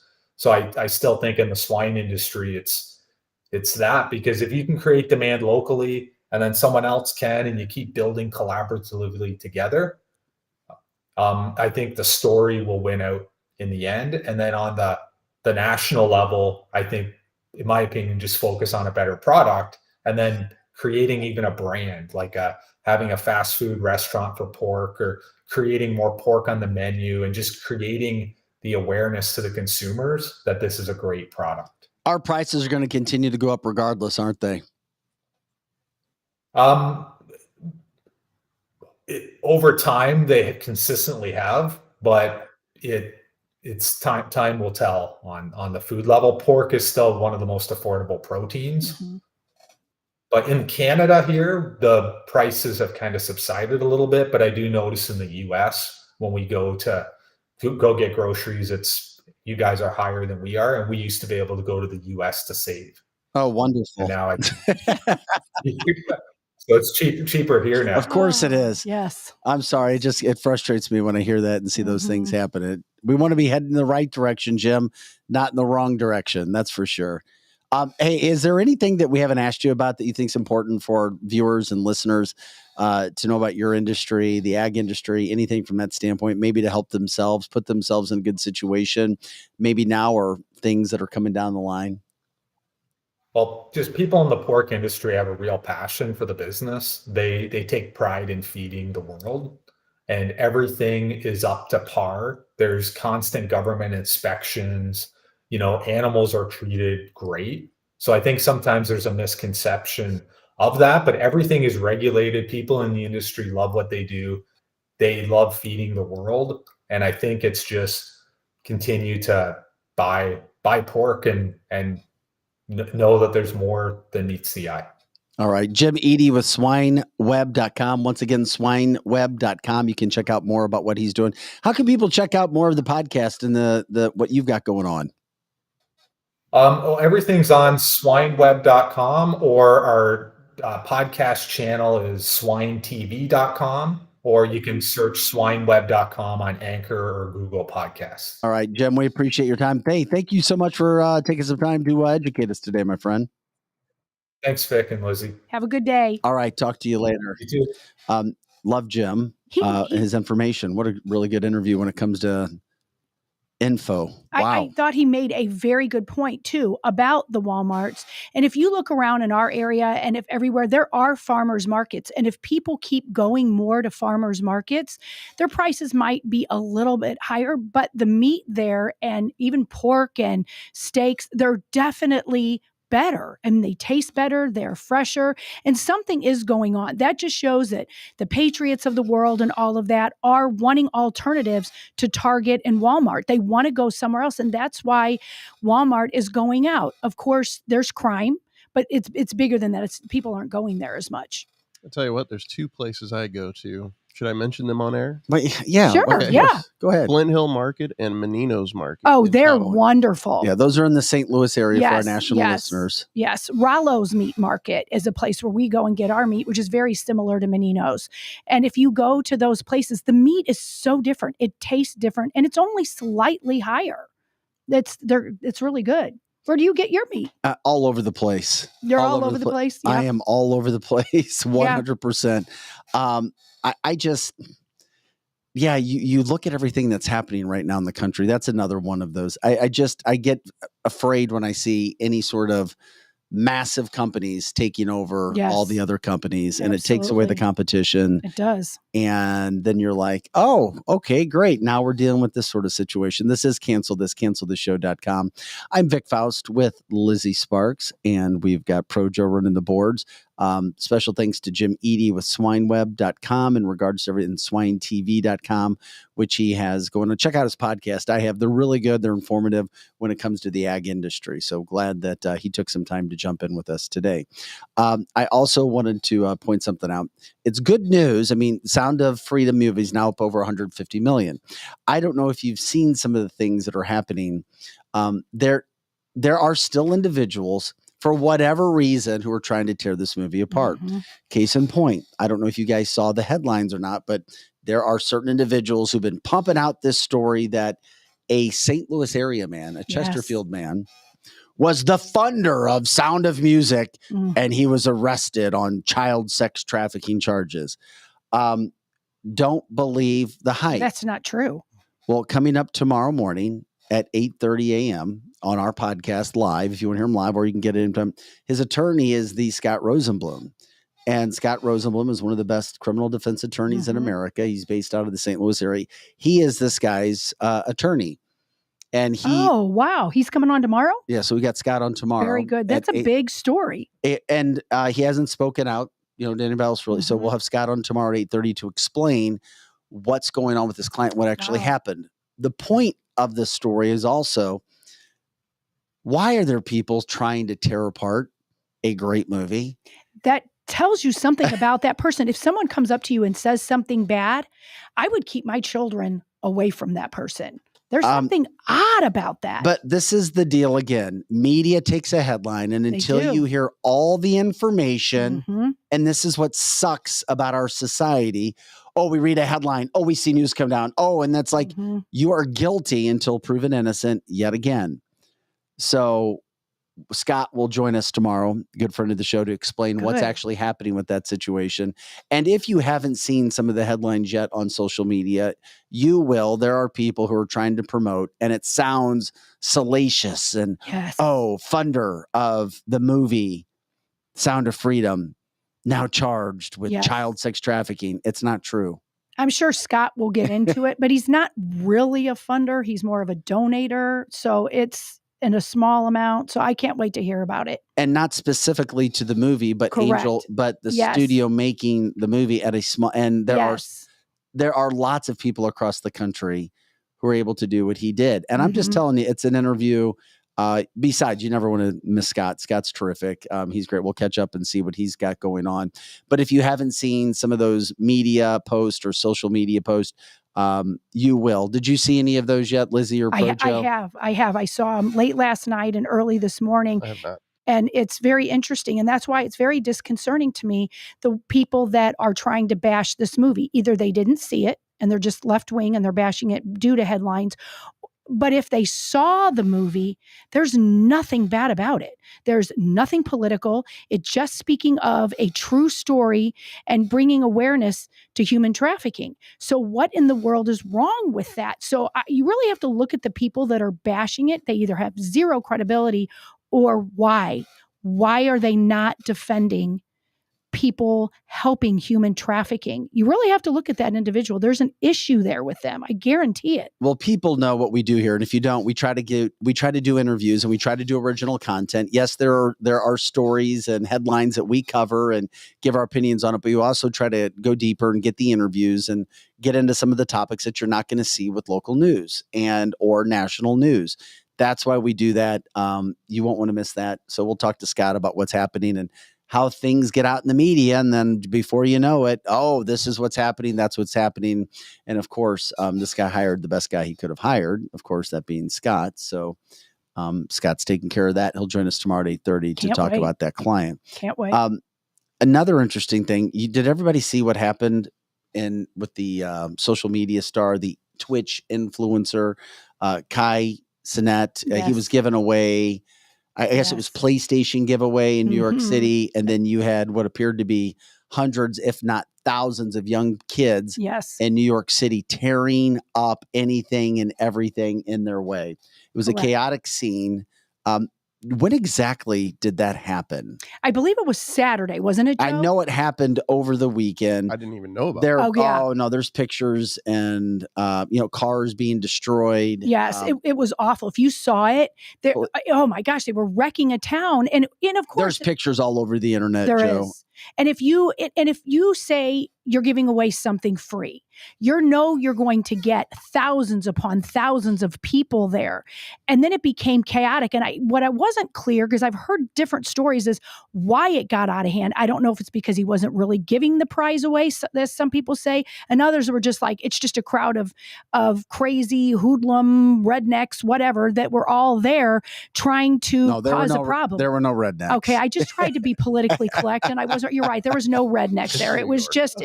Yeah. I saw who was doing it.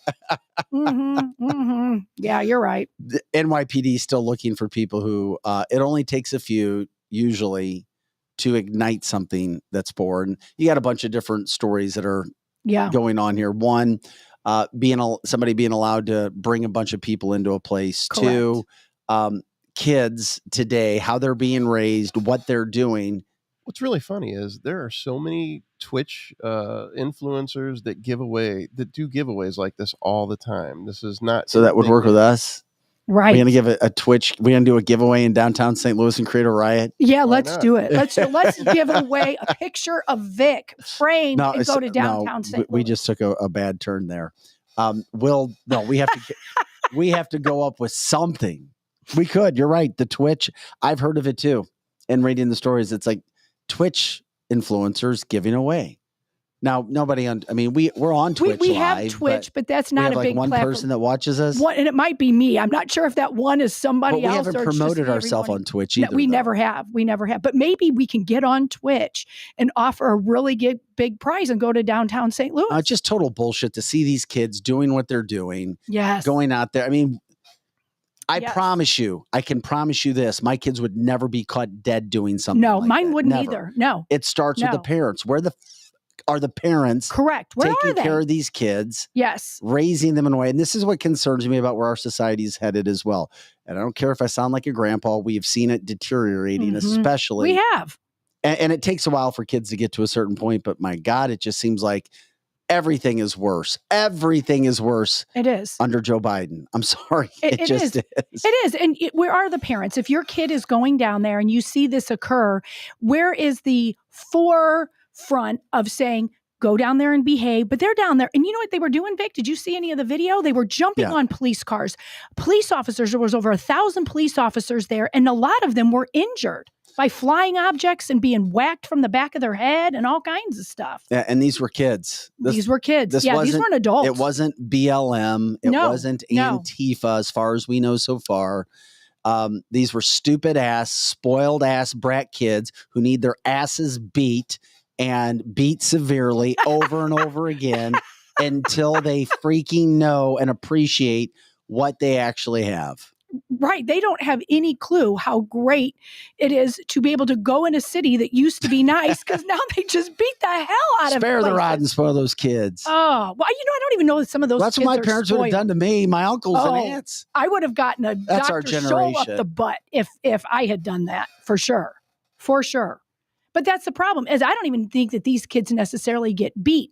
It's kids having kids, and they don't pay any attention to what they're doing. And a lot of those parents are like, son, why don't you just go down there and get me a free whatever. The parents are telling these kids to go get free stuff, and they send them underage knowing that they're not going to get in trouble. So they take their 14, 15-year-old and tell them to go there. I bet you would know there's a lot of parents in cars sending their kids out there these days. I know. Yeah, that's happening. Know. You wouldn't think so, but it is. Robert says it's not always the parents' fault why these kids are the way they are. The kids know that they can turn them in or ignore their parents' rules because CPS is all over it. Well, there's truth to that too. There is, because you can say to your parents, I'm going to call DFS or CPS or whatever nowadays. But you know what? They don't really have any teeth.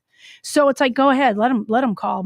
Only one of my kids threatened on me. I was like, go ahead and call. And that's what parent need to say. You go ahead and call, and your suitcase is by the back door, but I'm not giving you anything but your shoes and your shirt. You don't get to take any of your toys or any of that. And not one of my kids threatened that again. Well, all I know is it's another example of how our society is deteriorated, continues to deteriorate, continues to show you a lack of family values. Yes. Where God is the center point, where maturity, where respectfulness, where kindness is there. It's like now it's like F everybody. It's all about me. Once again, the me disease that we talked about last Yes. week, my feelings, my rights, my this, my that, my Megan Rapinoe attitude, all of it, all wrapped into one. Yes. Selfishness, everything about I'm going to get what I want because I'm used to getting this, or I deserve this. That all is wrapped up into what we saw Yes. in New York City. Well, and you were just saying that about we were in the city yesterday, and one of my kids said, "Why are all these big, beautiful churches closing?" And I said, "Because people don't go to church in the city very often. The suburbs, you still see people going to church, and so there's a lot of the churches are closing in But the there's cities. but there's also a lot of churches that are packed in the city of St. Louis and in the city of Detroit that we talked about earlier. Well, and that's in a good thing. Chicago. That's a good thing, but not as much as it used to be when we grew up and our parents grew up. Well, that's because nobody's there. Well, that's a good point. I think That's a good point. I think a major problem was COVID because everybody started doing it online. That's true too. And you can consolidate costs if you're going online. I know my kids do that. If they don't want to get up and go in the morning, they'll be like, "Mom, I'm watching online." And I think for the most part they are. And I don't say anything to them because I know it's a generation of media. And so I'm like, as long as you're watching it, but then I want you to give me a report about what the main thing is. So I don't know if they're watching. Maybe they're just Googling. It is a generation of media, but it's also a generation of laziness. Yes. They don't want to get up and get dressed. And selfishness. Yes. And of course, I just looked down at the comments. Yeah, church attendance is down all over the place because once again, it's another example of where our country has gone. And and Chris says, I call BS. If your parenting style gives the kid ideas, it's okay to disrespect you or anyone else. It's on you and no one else. I'm not my kid's friend. I'm their parent first and foremost. And I had a situation. I had to tell one of my kids last week, I am not your friend. Yes. I'm not ever going to be your friend. There are so many moms. Yes. And dads, especially moms, oh, this is my best friend. And I'm sorry, and I'm not trying to offend you if you've posted pictures like this. We all have our opinions of what we like and what we don't like. But the way that I was raised up and whatever, for me, I think it's the last thing you can do is try to be your friend and promote, oh, this is my bestie. This is my best friend, being your daughter and or a son with a father. Yeah, you want to love unconditionally both sides, but you have to decide what your number one job as a parent is. I want to cringe, Vic. I see that too. And I've been guilty of this years ago with my oldest too. And it's not going to be easy to defend your children in the in the middle of what's happening in our society and teach them right from wrong and tell them, no, you're not going to be able to partake in that or shouldn't. Correct. You're always their parent, even when they're old. You can be supportive and be around them, but the minute you're their friend, it's like they smell blood in the water. They're going to get by with what they can get by because you're a friend, not a disciplinarian parent. So I've parented both ways, and it does not work to be their friend. Mary, you hit the nail on the head. She's like, but is it okay for a grandma to be their grandchildren's best friend? Yes. 100%. 100%. Ask the grandma. Yes. I post often about my grandchild that she's my bald-headed best friend because I'm the grandma. But my children, my 5 children, is not my best friend. But, oh, yeah, grandma, you can do whatever you want as a grandma. And, and I do. I do. That's the kid's outlet. Absolutely. A kid can come to grandma. Grandparents have already been down the tough path of raising kids. Absolutely. Grandma should be the best friend. It's the payback. Yes, it is. For the grandparents. Absolutely. I am definitely my granddaughter's BF. But my kids, no, you got rules to follow. No, it is. And then you just But it's not just what we saw happen in New York City over the weekend. These things have been happening over and over, and younger kids are just, and it's not, I'm not trying to generalize everybody, but respect, caring about who you are, and the media messaging that hits kids. I don't know. We can Projo, maybe it's another, we study it more. And the world's getting wackier, and is it from cupcakes and 5G? It's all of it. Media manipulation of kids, messages that are being sent out. Did you hear about Putin banning 5G? I'm glad you brought that up. I set that up for you, and you hit it right out of the park. He always hits it out of the ballpark. Pro Joe. Yeah, I did because you sent it. Okay. Yeah, he actually destroyed all 5G towers and Wow. banned 5G. Yeah, and he didn't do that just because he was in a bad mood or he was bored. He knows why. He knows what's up. 5G, taking 5G out. Yeah. Well, we did talk, I guess, I don't know if it was on Friday or whatever, about how 5G, there's actually technology where the waves from your 5G router will give them a picture of where you're at in your house and what position you're in. Yeah, I got a message from T-Mobile last week that they were, and they're 5G, and it's all about 5G. And I'm thinking, and as I picked up the phone, I answered, and I'm thinking to myself, wait a second, Projo told me that 5G they can see in your house with waves. I don't know if it was sound waves. It may have been another type of wave. It's the 5G wave. Yeah. The 5G wave in your home. Yeah. Yeah. Yeah. That's crazy. Anyway, Troy says he's smart for taking it out. Is there something with 5G? We've talked about it on this show before. Is it making the kids be as bad as they are? As Paula says, no morals, no values, and lack of respect of self and others. No surprise, this thing happens. Greg says, people, we parent until we die. We It's do a good parent point. until we die. I know I have had said to me, once I became a parent, they're like, I've already done it. Now you need to do it, and you don't have any help. I don't agree with that either. That's part of the problem. I think more now so than ever, grandparents should be an influence in their grandkids' life. I don't think we should be raising the grandkids. That's part of the problem with our culture today too, is grandparents who are more tired are raising children. We shouldn't be raising them, but you never stop parenting. So you have to be the grandma, the grandpa, the mom, the whatever. You need to stick with your children like glue. You always should have, but definitely now. Definitely. No, I agree. Couldn't disagree at all with that whole situation. This is cancelthisshow.com. We had a grab bag of videos we wanted to pop up. We try to bring it. I mean, this isn't like, oh, we're getting into hardcore conversation about it, but there are just some things that we saw. Cool. From the weekend, looking at some certain things that happened. This one I started laughing going, oh my God, this is one of those videos from the vault with AOC that people forget about.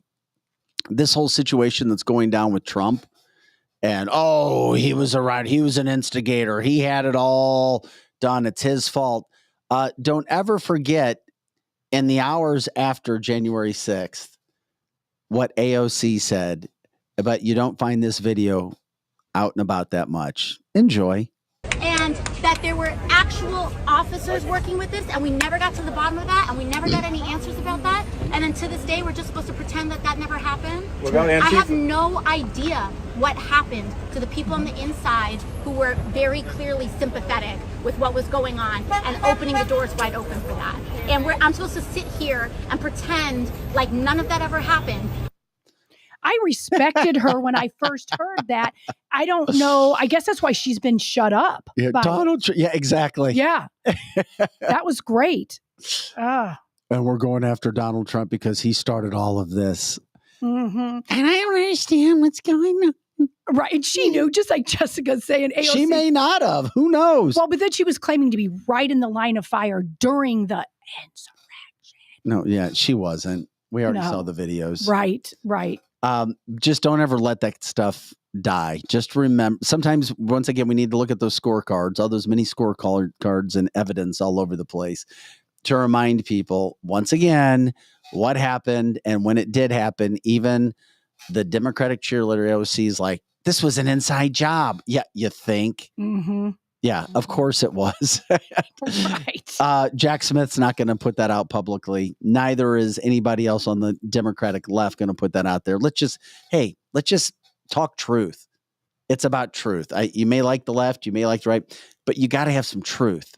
Let's talk truth. I just love the fact that we had that video sitting out there. Yeah, that's great. I'm like, oh, look at that. It was like AOC from back in the day with everything that happened. What else did we have over there, Joe? In our grab bag today, we're trying to get everybody. We're jumping around. Plethora of fun over there. The fake faces. No. What else first before the fake faces? Convenience store beating. Yeah, let's go to the Gotta convenience see a store. convenience store beat. Let me set this up. This guy tried to rob a store.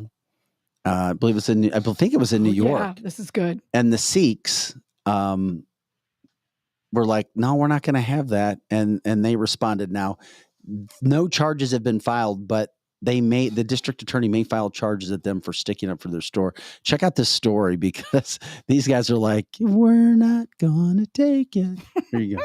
Following developing news in Stockton, we have now learned the store clerks seen on a video beating a man who was trying to steal from their store are now under investigation for assault. So here's how it all started. The video shows this man going into a 7-Eleven in Stockton and emptying shelves of cigarettes into that large trash can. The video then shows the two clerks try to stop him before hitting him with a stick more than 24 times.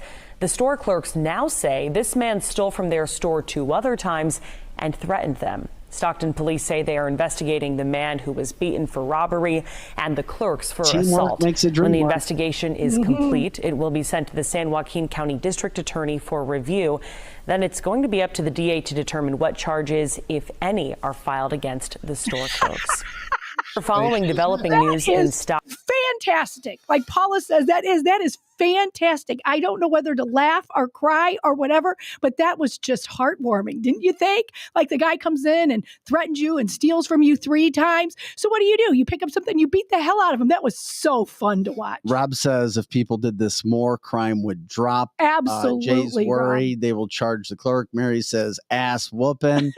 That was great. It was.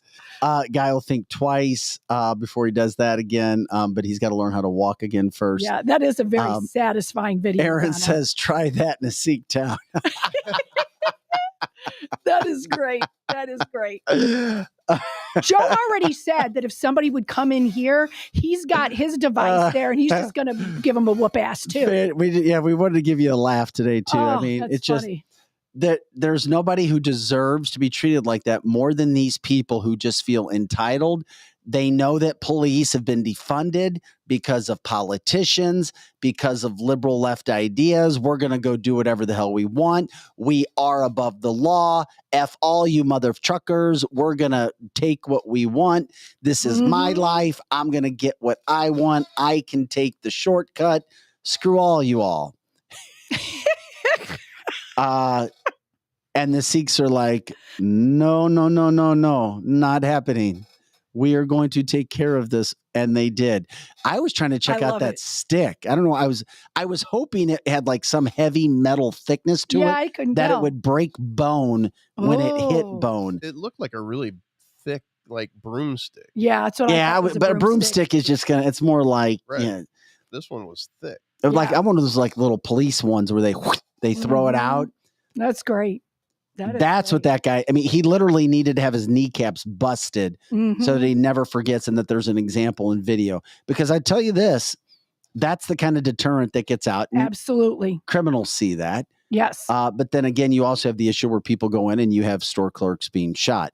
Now, if we had our friends from the Blue in here, the police, they would say, don't do this. Yeah, they do say don't do they that. They would say, just let them take what they want. But you know what, though? Bullshit. Yeah, bullshit. No. Yeah, that because they've been stealing. Criminals have been stealing more and more crap from store owners and good, humble, hardworking people for way too long now and taking way too much. And we see what's happening. Just because liberal sanctuary cities are allowing it to happen doesn't mean it should be normalized, and certainly doesn't mean it's right.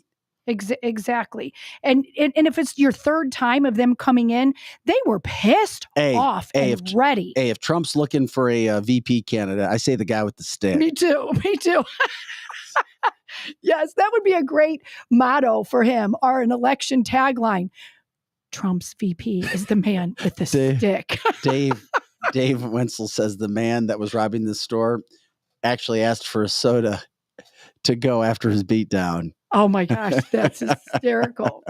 Oh, that is funny. Yeah, those things can happen. What else do we have over here? Satan always tells you to love yourself and truck everybody else. That's what Jerry Satan said does do that. in that quote.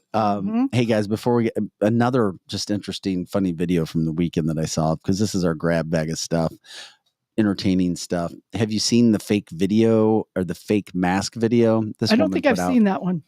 Just what's going on. It reminded me of an episode of Mission Impossible, but they've been doing these Mission Impossible movies with fake face for, I don't know, 10 years. So, our government and deep state has this possibility.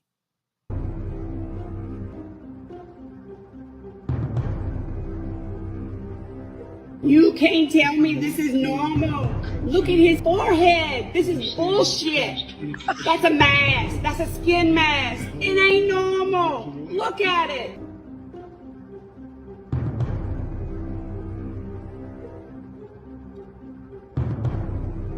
You can't believe anything you see these days. These glasses aren't even real.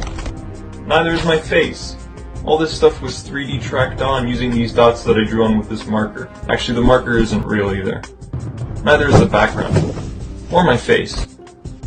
Have a good night. Yeah, look at that. These guys are central casting. There's nobody in Hollywood that looks like these people. That's crazy. That is crazy. I've not seen that video, but I've seen numerous mask videos that the person looks completely different under the mask.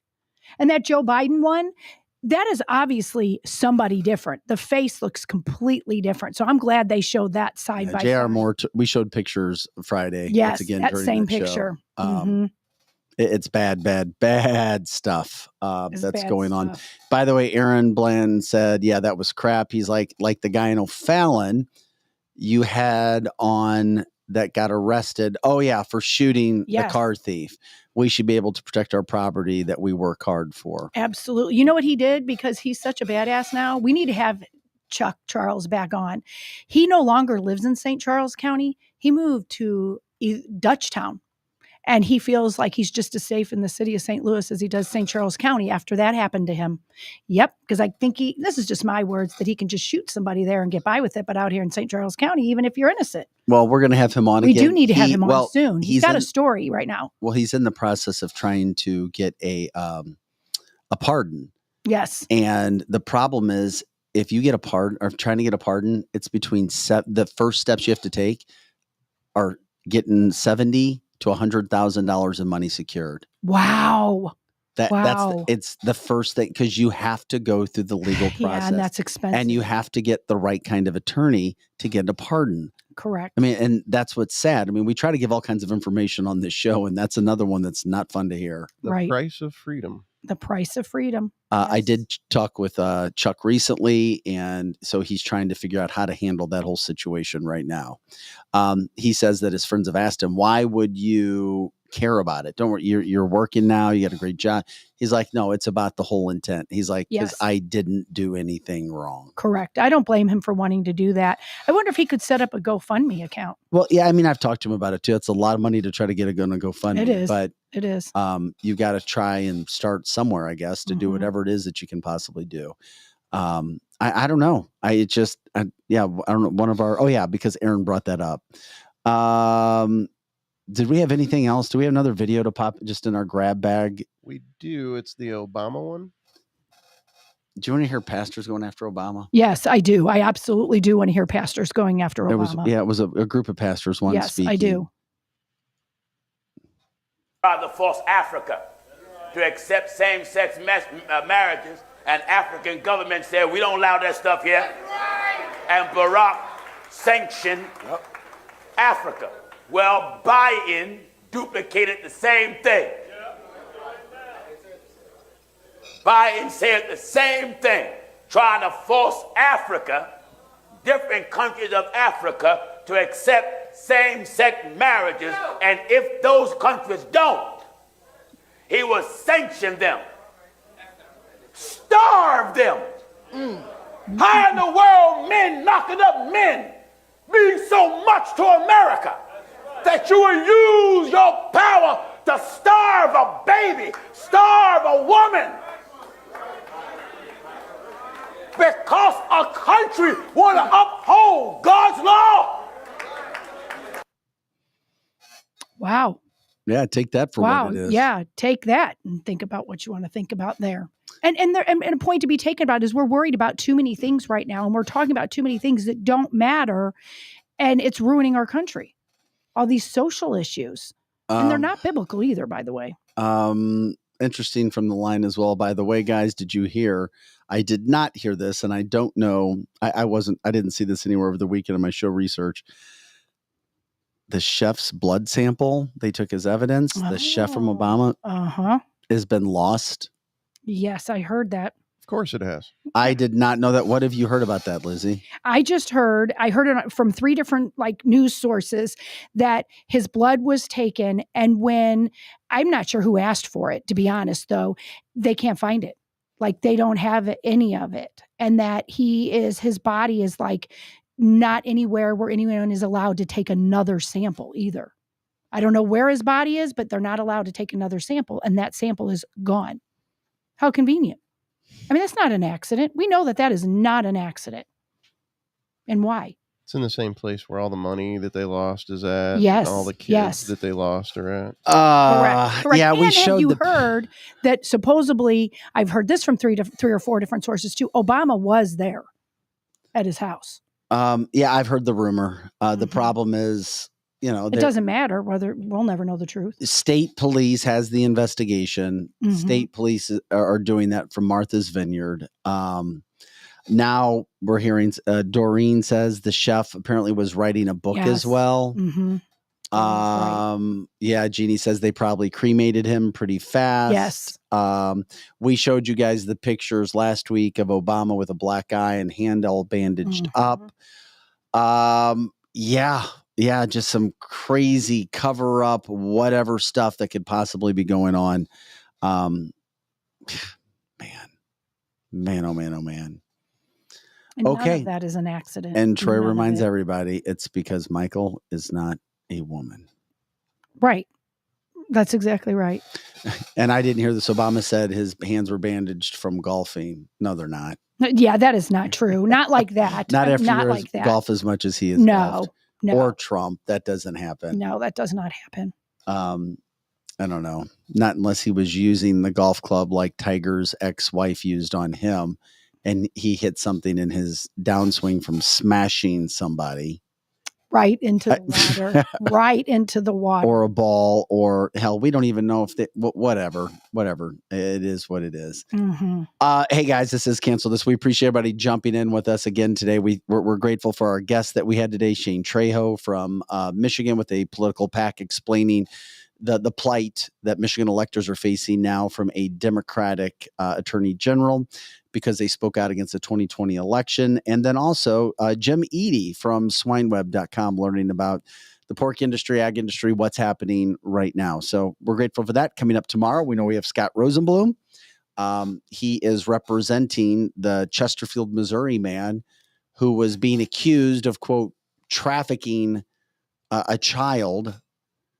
And this guy had also given money to Angel Studios for the movie Sound of Freedom. So be careful about headlines that you see. We'll get the lowdown from Scott tomorrow in regards to what's happening with that. And of course, everything else. This is cancelthisshow.com. Anything else? Did we leave anything? We good? I think we covered all the stones. It was a fast 2 hours. It was fast 2 hours. Very fast. All right. Pro Joe, Lizzie, I'm Vic. Have an awesome day. Remember, you can join our show. Go to our partners page, cancelthisshow.com. If you know of anybody that wants to be a part of the show, or as an advertiser, or as we told you, the network's growing. If you guys have anybody that you know that wants to do a show, jump in. That would be popular, that you think that would work, let us know. We'll take it from there. Have a great day, everybody.